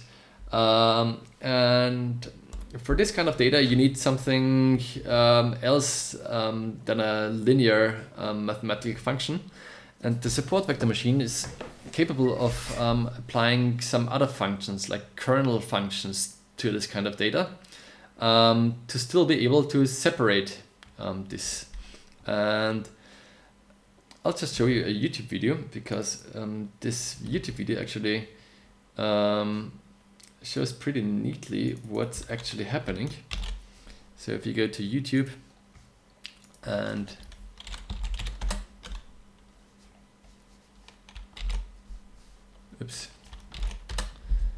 have a look at this, it shows what actually happens here. What you can see is here that we have data that is, the blue data here is surrounded by red data, and what it does, it applies some nonlinear function, some kernel function that will do some kind of projection in a higher dimensional space. And in this higher dimensional space, it is possible to actually separate this data linearly with a linear plane. Well, a plane is a linear thing in a high dimensional space. And when you do the back projection to the real space, you can see that this boundary that was found here is actually a circle, and this here is a nonlinear function. And this makes it possible to use to be very powerful on data that is not easily separable, because usually you don't have data that is separable in a linear way. And I have also an example here in the girl power of the machine learning pack that actually shows this, how this can be done. For instance, here this example, SVM classification yin-yang. is pretty neat. What we have to do first is we have to read some kind of data, and actually I'm giving away most of the things here. So this is the data. We can see that we have two classes, a blue one and a red one. They make up some data that is not separably, is not separable linearly. And a support vector machine uses a kernel to actually trying to calculate this border to separate these two classes. And what I've been doing here in this demo is I was using not one kernel, but I was trying out a few kernels to demonstrate the effect of what actually happens here. You can see here, we have here the trainer for the support vector machine. This trainer is fed the data from well, a CSV file that we have where all this yin-yang kind of data is stored. And the trainer is spreadable with regards to the kernels that you can provide it. The kernel here is a function that does the separation. And I think it will become more clear when I demonstrate the differences between these two kernels. Actually, I'm using 7 kernels here, and we will have a look at the kernels one after the other. I start off with some Gaussian kernels. You know, the Gaussian function is a mathematical function that has a bell-like shape. So when you remember from school, a Gaussian function is a function that comes from infinity, and at some point it will have this bell-like shape, which is often centered around like this, centered around a center, and it is described with a standard deviation and mean. And now you can think of these functions as, well, these kind of bell functions, and think of it for classification purposes. When you apply a Gaussian kernel to this data, it will try to find data samples where it will lay in a Gaussian function in these samples and will sum it up with all the others. So this is rather hard to explain, but when you look at this data here now, you can see that apparently the blue samples here are surrounded by rather light areas. The red samples are surrounded by rather dark areas. And you can imagine that, for instance, each of these blue dots here, if you would add some kind of Gaussian bell shape, and you had many of them and would put one of these bell shapes into all of them, then you would get some kind of hill around the blue functions. So think of this like a height map from well, an ordinary map, and you would have some height lines around the blue dots, and you have a valley-like shape that is around the red dots. So the Gaussian function would go the other way probably. And now, when you think of this as a map where you have hills and valleys, you can also think of that the support vector machine now tries to find some kind of cut through between these two areas that would separate the blue dots from the red dots. And since the blue dots are on a higher level than the red dots, it would be possible to separate these two classes, even though there is no line that linearly can separate this. And when I'll be cycling through these support vector machines that were trained with Gaussian kernels of different sizes. That means every Gaussian kernel has a different mean and different standard deviation. For instance, if you, I'll just draw something again. So clean out the background. So if I would draw a coordinate system here, and you know, there is a Gaussian function that probably more looks like this. Yeah, that means it has a rather small standard deviation. That means rather small values for this bell shape, and there is probably a Gaussian function that is more like this. Oops. That means it is not as high as the former function, but it will extend even further. Still, they're equal in the sense that the area below these two functions is the same.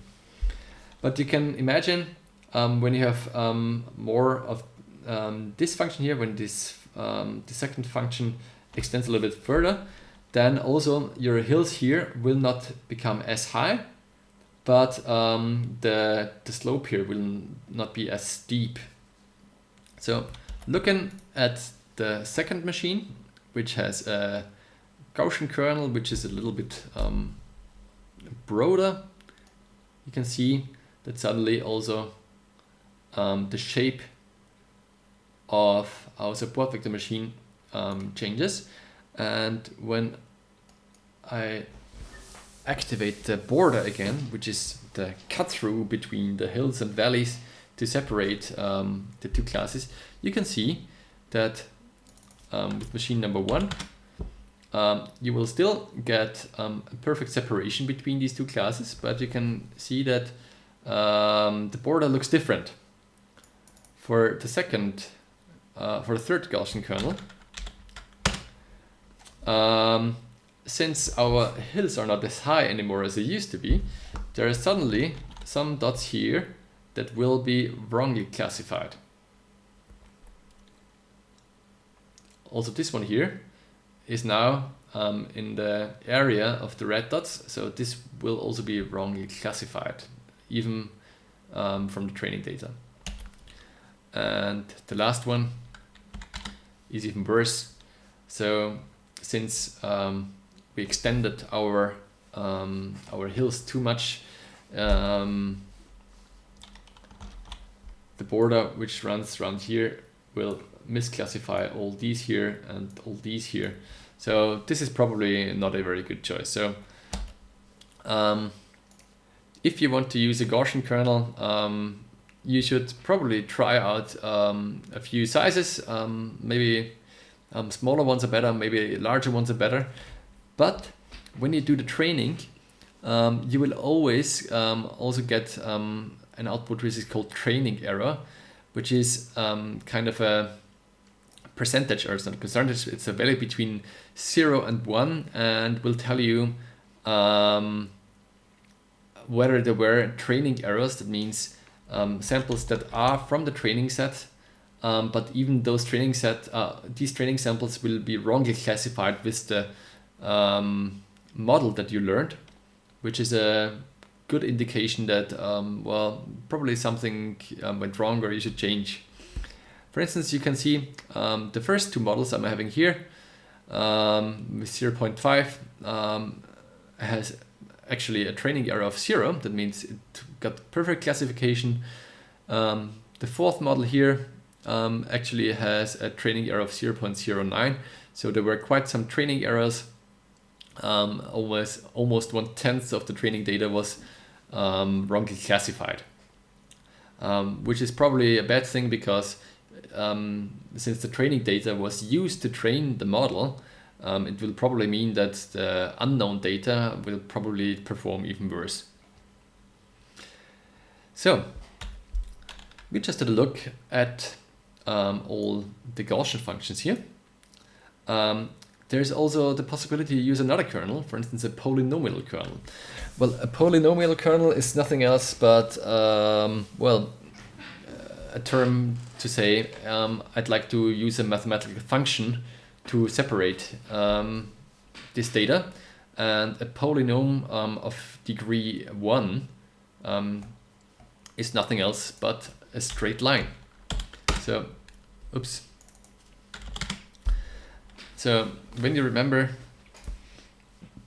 what we were talking about before, actually finding a good decision boundary can be done using a straight line. And when you use a polynomial kernel, you will just get a straight line between the datasets. It will try to find a straight line that ideally separates these two. But of course, this dataset here is not ideally separable. With a straight line, you cannot get a perfect separation, but still it will try to minimize the error that happens here.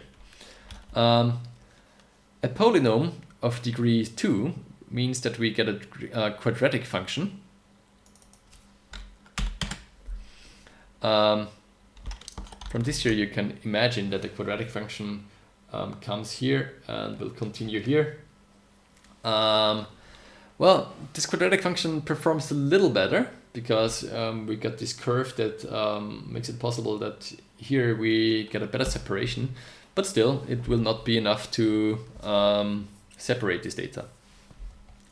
A polynomial of degree 3, which is a cubic polynomial, actually on this data does a perfect separation. Still, this data is kind of artificial. I wouldn't count on that increasing the degree of a polynomial actually always makes your data better. But the thing is, there is no kind of rule of thumb of what performs better or worse. This is something that you have to try out on your data. You have to get to know your data. You have to get a feeling, how does your data behave like? And it's usually very good when you do some training that you start with a training set, that you have data that you know, where you know the classes, take some of these classes and use them as a training set, leave out some other data and try out the other data later on the just learned model and see if this performs well or not. I will go a little bit later into that of what I actually mean by this. If you're not sure of all of this, and if you're just interested in trying out some stuff to separate values, it's probably a good idea just to start off with a support vector machine, use a Gaussian kernel with well, a sigma, that means a standard deviation of 1 or maybe a little bit smaller, and just see what results you will get. Okay, support vector machines are pretty cool.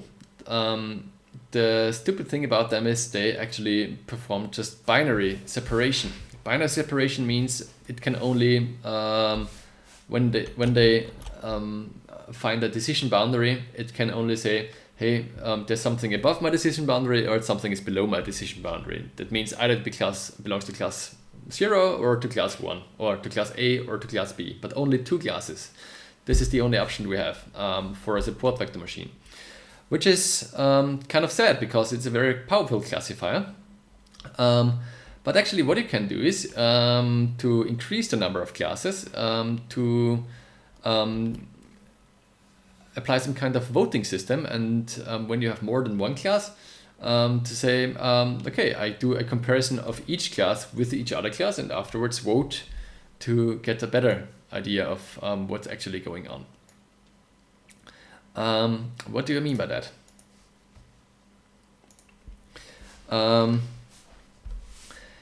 Look at this example here. Think of the case where you have 3 classes, class A, class B, and class C. And you want to use a support vector machine to find out about your data, what data you actually have here right now. one thing that you could say is that, well, let's just compare every class with every other class, and afterwards, when you have done this, find out which of the classes win most often, and these classes are probably the class that we want to use. When you have 3 classes, then you have 3 by 3 possibilities how to combine these 3 classes. Yeah, you can combine class A with class A. You can compare class A with B, and class A with C, class B with C, plus C with B, C with A, B with A. So this 3 by 3 matrix shows you the possibilities what comparisons can be made, but actually not all of them are necessary. You don't have to compare a class to itself, so you don't have to compare all these classes, you don't have to do all these actions that are here in the diagonal. You don't have to compare A and B and A, because the result will be the same. So you just need to do a comparison for each of the combinations. And for instance, if you have done unknown data and you decide, you look at for the unknown data at this separation, at this separation, and this separation, you can perform all comparisons with each machine. Afterwards, you see which of the classes wins most. So if you have, for instance, here in this machine wins machine C, here in this machine wins the machine number C again, here in this machine wins machine number A, for instance, then you can probably say that the winner is C because I got 2 wins for C. And yeah, so you would probably classify your example as C.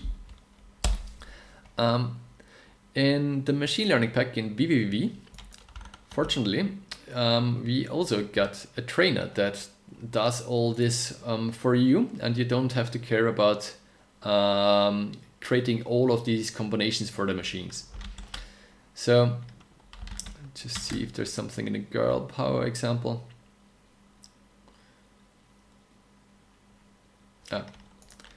I'll just redo my example with my hand posture recognition. There's an example in the girl power, but it's rather, well, badly documented. So I'll open up the patch from before and redo some stuff in here. So what was the latest thing that we did in here? We did some classification of my fingertip, of my index finger. I'll just go back to hand pose classification. And so I got my hand here. I have all my positions. They are corrected in the sense that they don't rotate. And over here, we will just change some values. First of all, since we've got 15 values here again, I have to increase the vector size to 15. Also, the labels, well, they have to match up with the examples that I'm creating afterwards. But here, the trainer now has to be changed to a different trainer. There is a trainer called ml.learning SVM multiclass, and this is the one which we'll be using right now. So this multiclass classifier will actually perform classification with lots of machines. So on the leftmost output, we will get a count how many machines. That means how many of these classifiers will be created internally. So also the classifier has to match up with the trainer. And so we got here a classifier the SVM multiclass. And the model we get from the trainer. So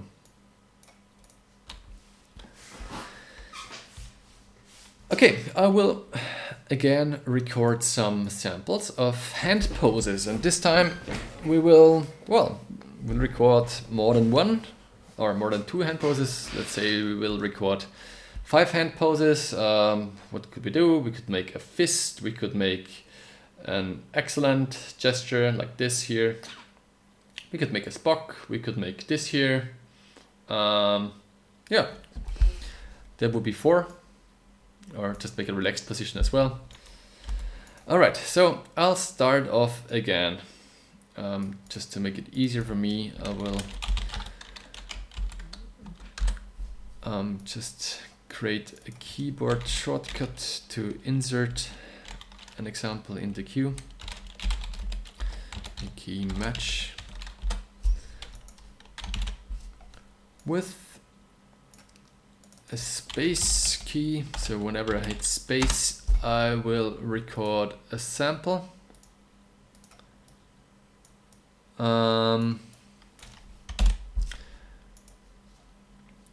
So there's nothing in here. We have to reset this. Okay, so I'll start off with a relaxed hand. So I will just, well, for instance, collect 10 examples of a relaxed hand. Oops, I should have selected the renderer window. So just for me a counter of how many examples I've got. Okay, a relaxed hand, 1, 2, 3, 4, 5, 6. Oops, I forgot.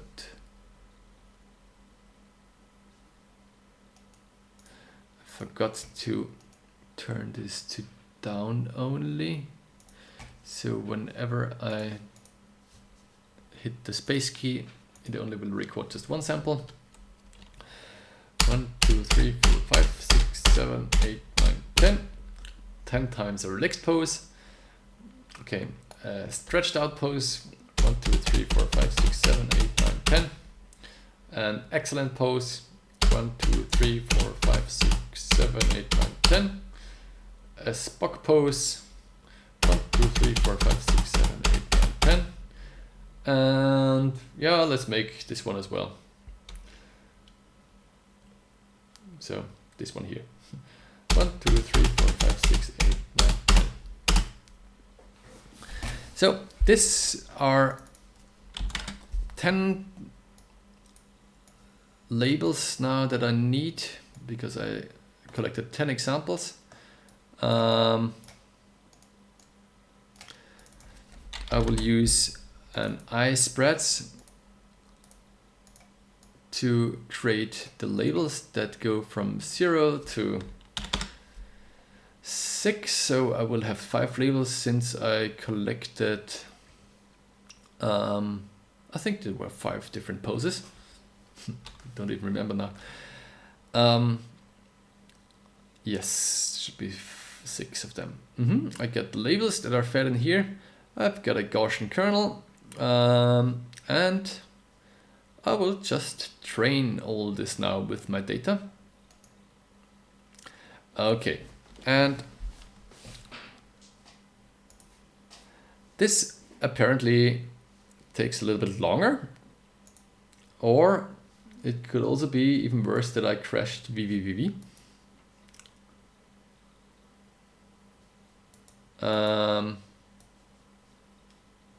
This still happens sometimes, that the training algorithm doesn't converge. It means it tries to find a very good solution, but there is some kind of how to say, it will try to reduce the error as much as possible, but sometimes it's not able to reduce your error to a certain level, which will then mean that it will be stuck in a eternal loop, which is a bad thing because I did not save this here. No, sorry for that. I have to kill vvvv.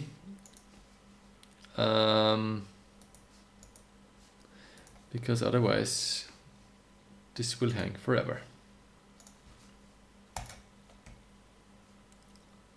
So use this all with care. Also, I just saw that the label count mismatch was activated.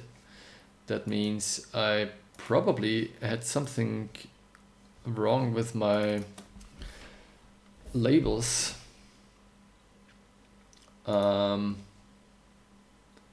the data was feeding it. Okay.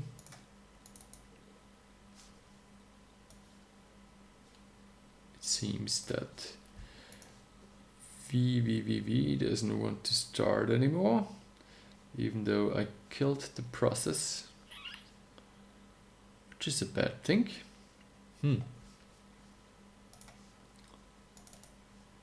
Well, I will restart it again in a different process. I have an args.txt with a blah multiple here.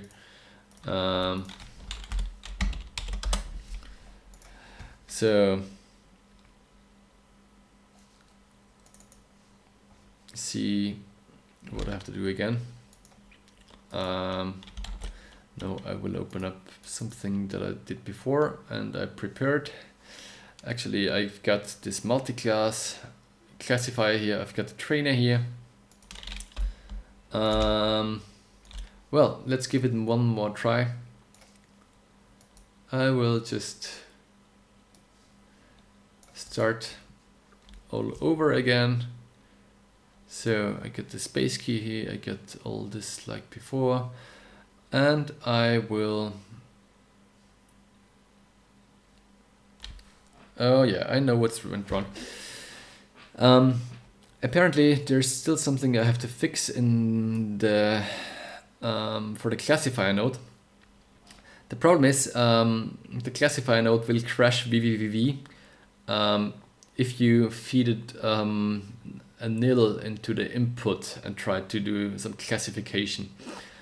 You can easily fix this by only doing a computation for the classifier when you have data. That means if you count the data of your input, make a comparison with is it larger than 0 and do a Boolean AND on the classification with it afterwards, then this probably shouldn't happen. But let's see again what I was actually trying to do. Okay, so I've got my hand here. I'll do a relaxed pose 10 times. 1, 2, 3, 4, 5, 6, 7, 8, 9, 10. I'll do a excellent pose. 1, 2, 3, 4, 5, 6, 8, 9, 10. I'll do a Spock pose. 1, 2, 3, 4, 5, 6, 8, 9, 10. A fist, 1, 2, 3, 4, 5, 6, 8, 9, 10. Oops, I think I did not always. I'll start over again, sorry for that. Okay, relaxed pose. 1, 2, 3, 4, 5, 6, 8, 9, 10. Excellent pose, this one here. Excellent. 1, 2, 3, 4, 5, 6, 8, 9, 10. Fist.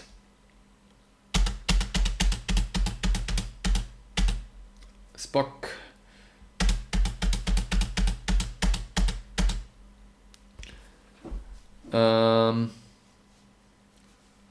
Let's make another one. I have the Spock. Maybe a thumbs up pose like this. 1, 2, 3, 4, 5, 6, 8, 9, 10. Okay, so I've got 50 training examples now. I also got 50 labels now.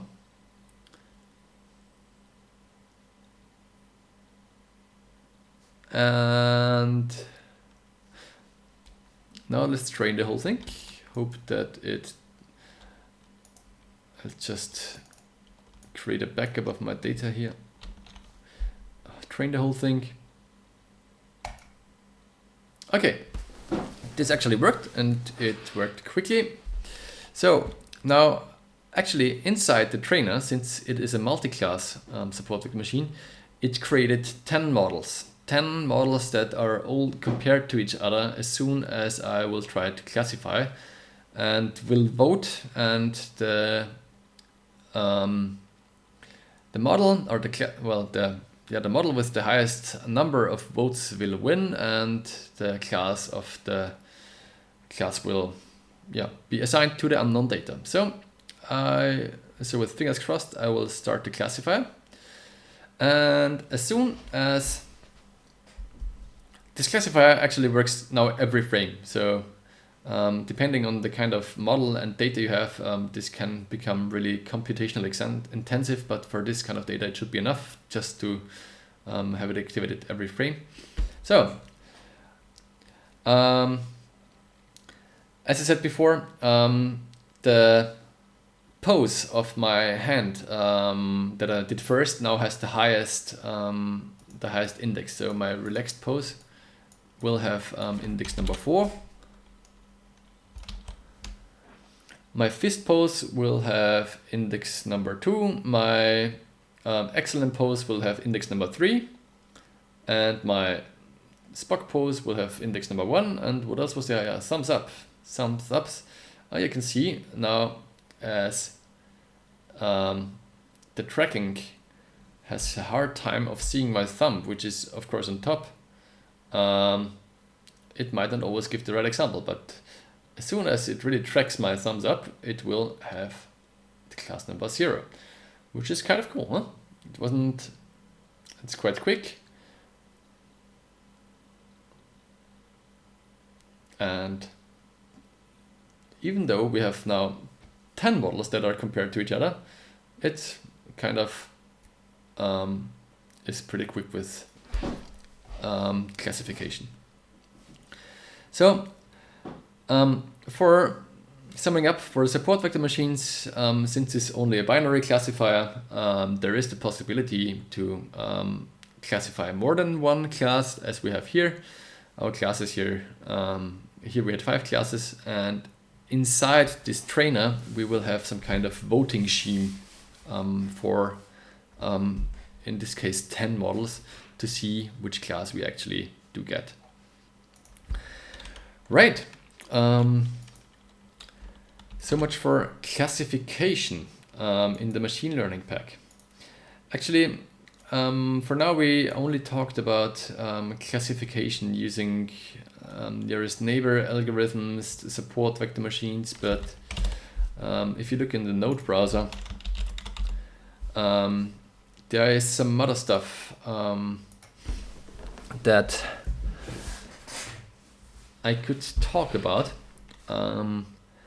I think I will not do everything today. Maybe I will do again another workshop that is about some other stuff that you can find in here. But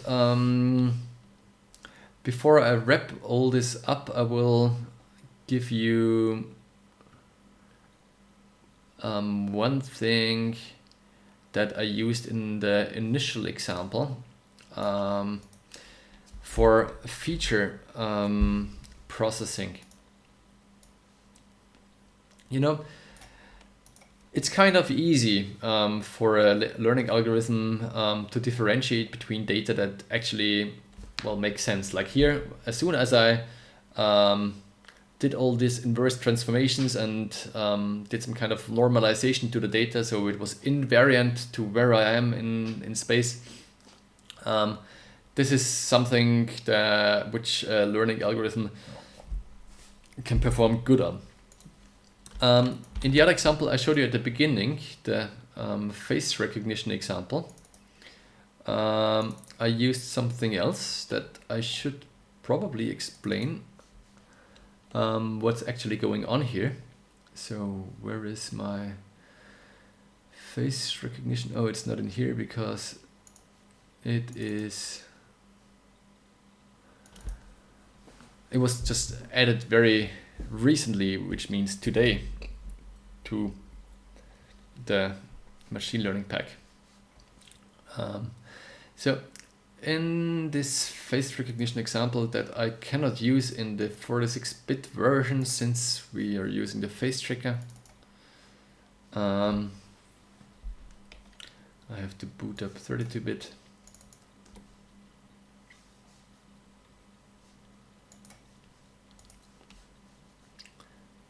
All right. I wonder why this makes a black and white image now. I have no idea. Never mind. Okay, so apparently the face tracker has a hard time seeing me. Oh no, I'm there. Okay. For the face tracking values, we have a similar kind of problem like before with my hand. My hand, as remember, it should be invariant where my hand is. My hand pose should be the same all the time. For this example here, the face should be quite invariant where I am in the image. Also, it should a little bit invariant to whether my head is tilted or not. So I could use some feature processing in here as well. And in here I used a node which is called the Z-scores. Those of you who are familiar with statistics will probably know these Z-scores. Z-scores is also known as standard scores, and it's some kind of normalization of values that I apply here. I will show you in a second what this actually means. I will just do some cleanup and again do some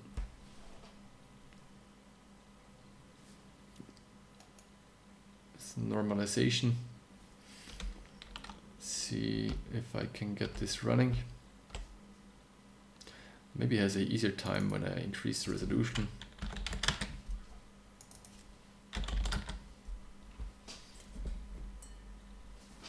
Okay, so I will just record some faces and I will move my head around a little. So I'll 1, 2, 3, 4, 5, 6, 7, 8. So as you can see, I recorded some faces that are moved around in space and also have a different size because I closed up the camera a little and went back again. And I will just use a get slice on this queue store to get out what I actually stored in here, because I did the Z-scores before I did the saving in the queue store. And I will use this coordinate data on the quads here. So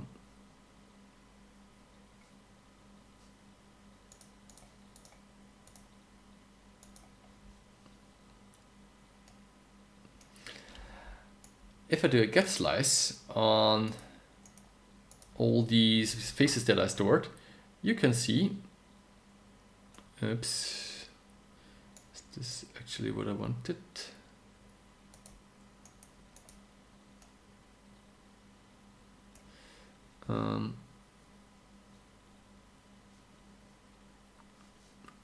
Quad is disabled. Oh yeah, actually I wanted to switch to this one here. So what you can see is this is the face that I had last coming from the face tracker. And you can see it was kind of small.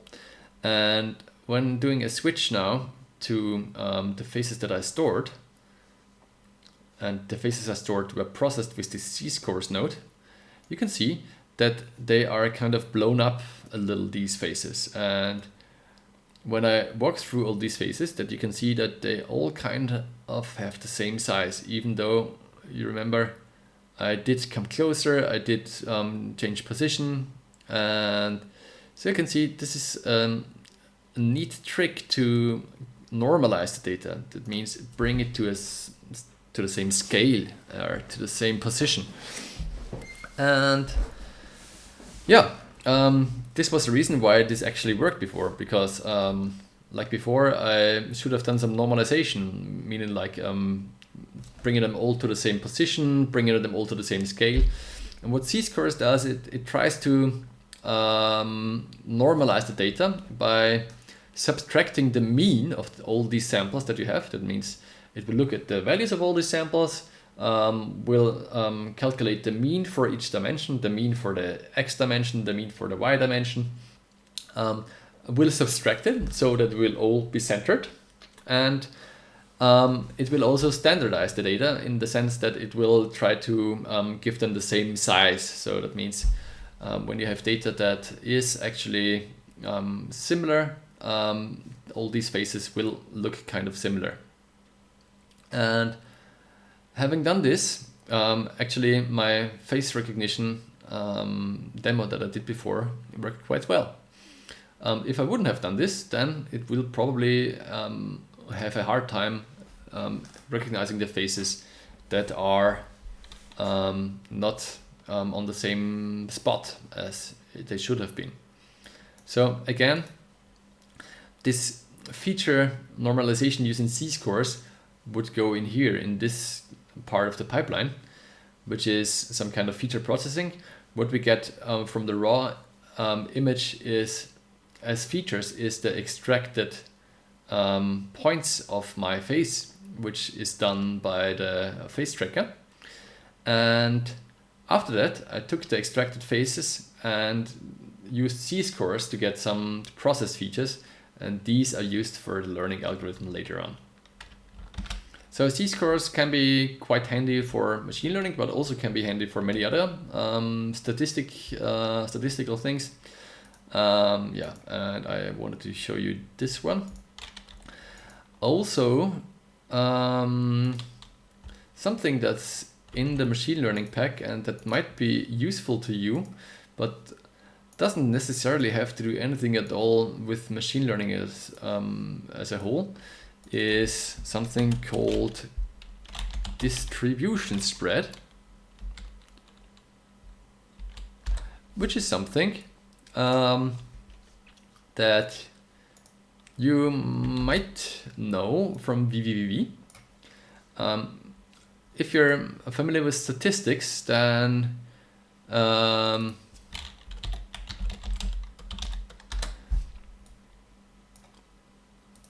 you probably know the Gaussian spread.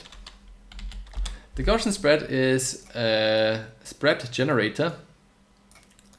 I'll just give you a quick demo that creates a spread of Gaussian distributed values.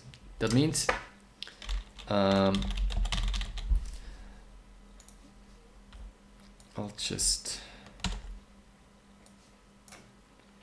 demonstrate this with a few segments.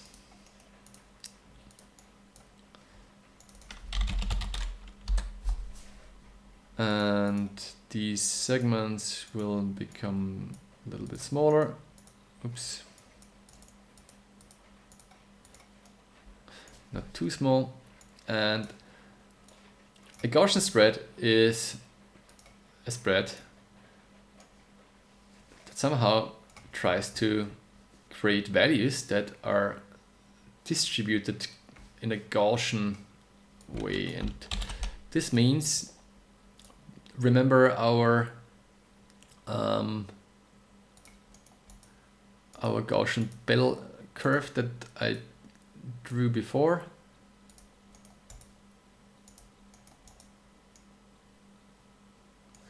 Probably we should scale the whole thing down a little.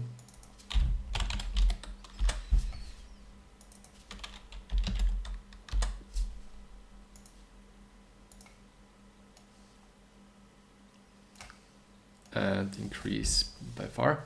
You can see that this Gaussian spread will create values that are centered around the center and will become less and less the further you go out. And this is something that corresponds to our Gaussian bell-shaped curve that we had before, where values, I'm just doing this in 2D now, values that are more on the outside will become less probable, and if you come to the inside, they will become more probable. And this is just for one dimension. If you do this for 2 dimensions, for x and y values, you can see that both in x direction and in y direction, the values will become more probable the further you come to the zero, to the center of the point, and less probable the further you go out.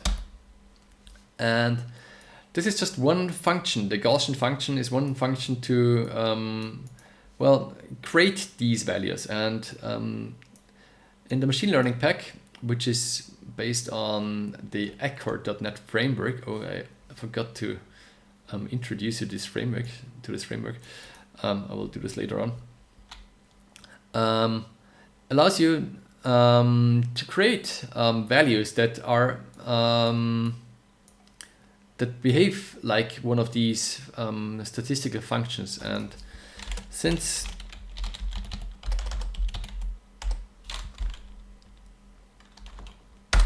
we have these functions in here in the form of kernels, we can also easily, no, not kernels, but distributions.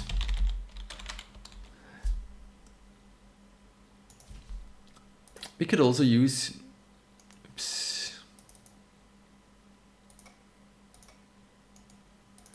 I'm sorry, we could,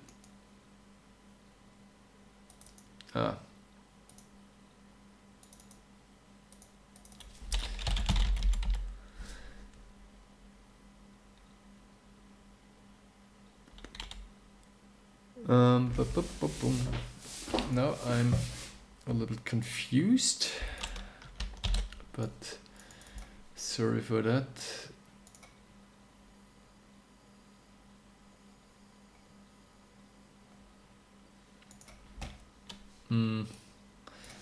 I just need to look at my example here for the nearest neighbor. I've got the Gaussian spread here.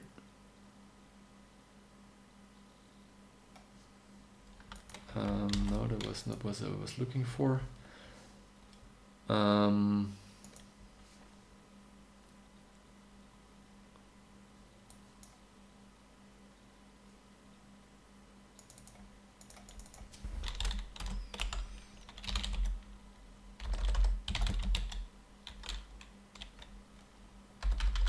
What I was looking for is a distribution that I can sample now, but to be honest, I forgot the name.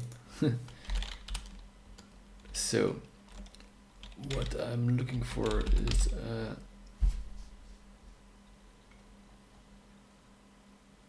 statistics.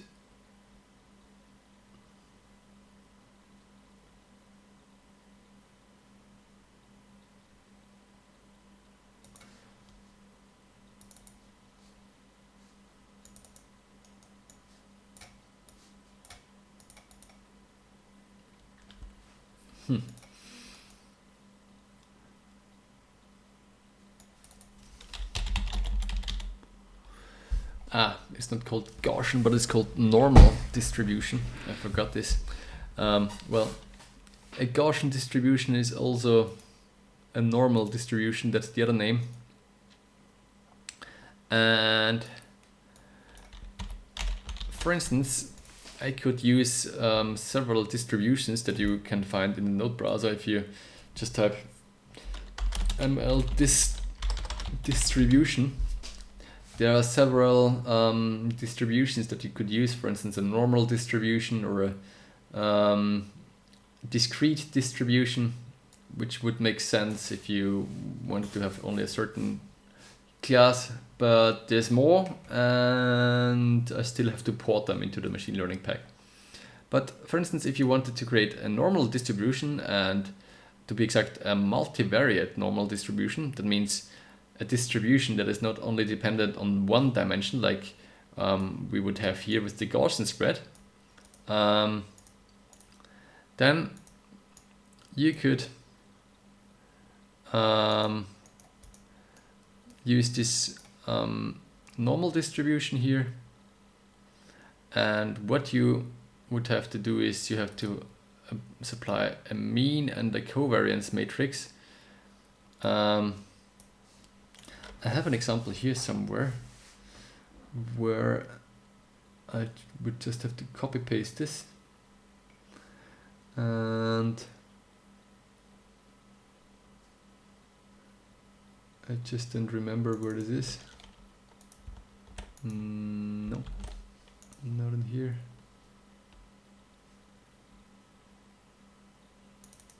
I think it was here. No.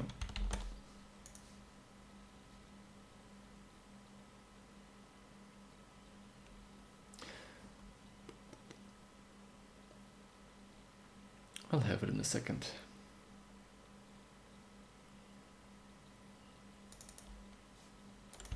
Sorry for that.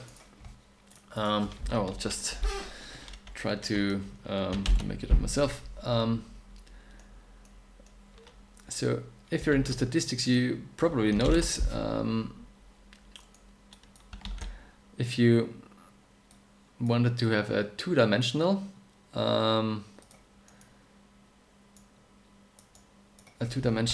distribution, you would need two means and a covariance matrix with two inputs. And yeah, now let's see if we can use this distribution spread to create a spread. And this time we'll use a 2D vector because we will get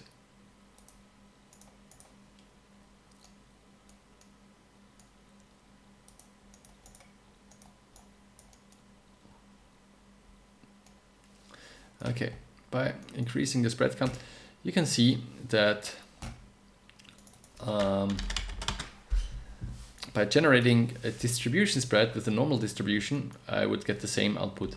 The nice thing about this is that this now looks like what we had before, but actually you could also enter some values in here in the covariance matrix. You just have to take care that inside the covariance matrix on the diagonal you have the same values, but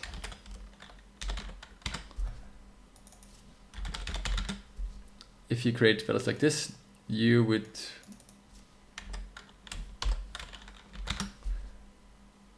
probably get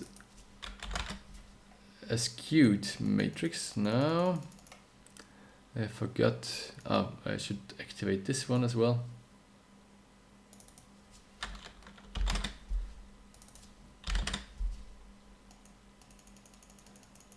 Each time I generate this spread, I will get a different output that's different from the Gaussian spread.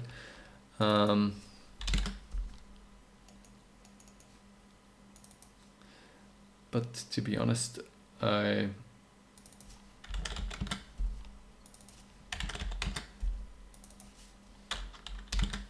somehow forgot